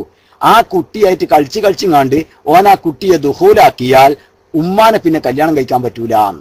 മനസ്സിലായില്ലേ? ഇത് നബി തങ്ങൾ പറഞ്ഞു എന്നാണ്. ആര് പറയണത്? ഇമാം ബുഖാരി തങ്ങൾ പറഞ്ഞു എന്ന് എതിരാളികൾ പറയണേ. നിങ്ങൾ ചിന്തിച്ചു നോക്ക്. ഇമാം ബുഖാരി അത് മാത്രമല്ല പറഞ്ഞത്, ഇത് സഹീഹുൽ ബുഖാരിയുടെ ഹദീസ് അല്ല. അത് മനസ്സിലാക്കാദ്യോ. കാരണം അതിന്റെ തഅലീഖാത്തിൽ വന്ന വിഷയമാണ്. തഅലീഖാത്തുൽ ബുഖാരിയാണ്. ആ തഅലീഖാത്തിൽ തന്നെ ഇമാം ബുഖാരി തങ്ങൾ പറഞ്ഞു വയഹിയ ഹാദാ ഗൈറു മഅറൂഫിൻ വലം യുതാബ അലൈഹി. അത് കട്ടുവെക്കൂ ഇവര്. ഇവിടെ ഇത് റിപ്പോർട്ട് ചെയ്ത യഹ്യൽ കിന്ദി എന്ന് പറഞ്ഞ ആളെ കുറിച്ച് ഒരു വിവരവും ഇല്ല കേട്ടോ. അങ്ങനെ റിപ്പോർട്ട് വന്നു എന്നേ ഉള്ളൂ. അയാളെ കുറിച്ച് ഒരു വിവരവും ഇല്ല. അതുകൊണ്ട് ഇത് നിങ്ങൾ കണക്കിലെടുക്കണ്ട. ഇമാം ബുഖാരി അവിടെ തന്നെ പറയുകയും ചെയ്തിട്ടുണ്ട്. യഹ്യൽ കിന്ദി എന്ന് പറഞ്ഞ ആളെ കുറിച്ച് ഒരു വിവരവും ഇല്ല. അയാൾ എങ്ങനത്തെ ആളാണ്, എപ്പടിയാണ് അയാളെ കോലെന്നൊന്നും ഒരു വിവരവും ഇവിടെ ഇല്ല. അതുകൊണ്ട് തന്നെ ഇത് കണക്കിലെടുക്കാൻ പറ്റുന്ന വിഷയമല്ല എന്ന് മഹാനവർകൾ പറഞ്ഞത് കട്ടുവെക്കും. അവിടെ തന്നെ ഇമാം ബുഖാരി തങ്ങൾ പറയേണ്ടത്. പക്ഷെ അത് കട്ടിവെച്ചുകൊണ്ട് നബി ഇങ്ങനെ പറഞ്ഞു എന്നറി. ഇത് തനിച്ച കളവാണ്. ഇത് ഇമാം ബുഖാരി റളിയല്ലാഹു തആല അൻഹുവിനെ മോശമാക്കാൻ വേണ്ടി, ഇമാം മുസ്ലിം റളിയല്ലാഹു തആല അൻഹുവിനെ മോശമാക്കാൻ വേണ്ടി ഈ ജൂതന്മാരും ക്രിസ്ത്യാനികളും ഷിയാക്കളും ചെയ്യുന്ന പണി ഇന്ന് കുറച്ച് ആളുകൾ കേരളത്തിൽ ഏറ്റെടുത്ത് വന്നതാണ്. പക്ഷേ വിടില്ല സുഹൃത്തുക്കളെ. നിങ്ങൾ എന്തൊക്കെ പറഞ്ഞാലും, നിങ്ങൾ എന്തൊക്കെയായിട്ട് വന്നാലും അതിനൊക്കെ അഹ്ലുസുന്ന വൽ ജമാഅത്തിന്റെ പ്രവർത്തകന്മാർ അന്നേരം ചോദ്യം ചെയ്യും. അല്ലാഹു തആല തൗഫീഖ് ചെയ്യുമാറാവട്ടെ. ഞാൻ ആ പറഞ്ഞത് നിങ്ങൾക്ക് മനസ്സിലായോ സുഹൃത്തുക്കളെ? ഞാൻ ആ പറഞ്ഞ ആ വിഷയത്തിന്റെ അവസ്ഥ എന്താണെന്ന് നിങ്ങൾക്ക് മനസ്സിലായോ? നിങ്ങൾക്ക് ആ വിഷയം റസൂലുള്ളാഹി സ്വല്ലല്ലാഹു അലൈഹി വസല്ലം തങ്ങളുടെ ഭാര്യയായിരുന്നു. മനസ്സിലായില്ലേ?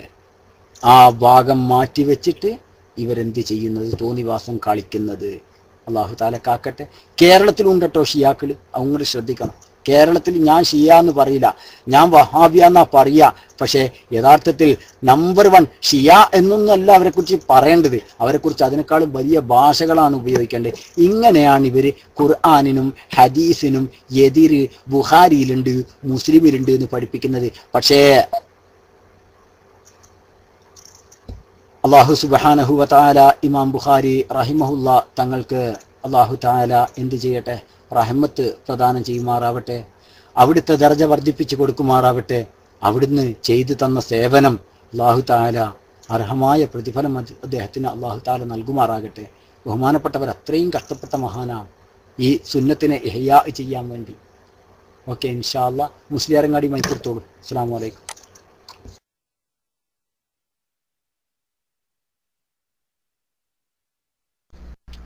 അസ്സലാമു അലൈക്കും വറഹ്മത്തുള്ളാഹി വബറകാതുഹു. സൗണ്ട് കേൾക്കുന്നുണ്ടോ? ഫുഡിലാണ്. ഹലോ ഉസ്താദ്, ആ ഹദീസ് പറഞ്ഞപ്പോ ഒരു സംശയം. അപ്പം അവളെ വീട്ടിൽ കൊണ്ടയാക്കുക എന്ന് പറഞ്ഞപ്പോ അവിടെയും എന്തോ ഒരു തലാഖിന്റെ അത് വരും. അപ്പൊ നമ്മളൊക്കെ അത് ബാധകമാണ്. നമ്മളിപ്പോ പെണ്ണുങ്ങളോടൊക്കെ ഇപ്പം എന്റെ വരിക്ക് ഇക്കടി എന്ന് പറയണതാണ്. അപ്പൊ നമുക്കിപ്പോ അത് ബാധകമാണോ എന്ന് സംശയം ചോദിച്ചു.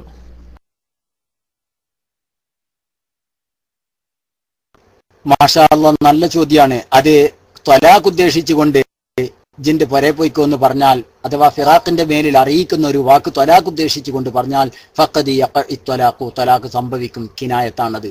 കിനായത്ത് കൊണ്ട് ത്വലാഖ് സംഭവിക്കും. അത് ത്വലാഖ് ഉദ്ദേശിച്ച് പറഞ്ഞാൽ എന്ന് തന്നെയാണ് ഇതൊക്കെ ഈ ഹദീസൊക്കെ വിശദീകരിച്ചുകൊണ്ട് മഹാന്മാർ പറഞ്ഞിട്ടുള്ളത്. കിനായത്ത്. ഇത് ഇജിന്റെ പൊരെ പോയിക്കോ ഏടിയേ നമ്മൾ ദേഷ്യം പിടിക്കുന്ന സമയത്തെ ജയ് എന്നാ പിന്നെ ഇജിന്റെ പൊരെ പോയിക്കോ എന്ന് പറയാൻ, അതിനല്ല പ്രശ്നം. അത് ത്വലാഖ് ഉദ്ദേശിച്ച് പറഞ്ഞാൽ ഫഖദ് യഖഇ ത്വലാഖു, ത്വലാഖ് സംഭവിക്കും. മനസ്സിലായില്ല? അല്ലാഹു തആല കാക്കട്ടെ. ഞാൻ മൈക്ക് വിട്ടു.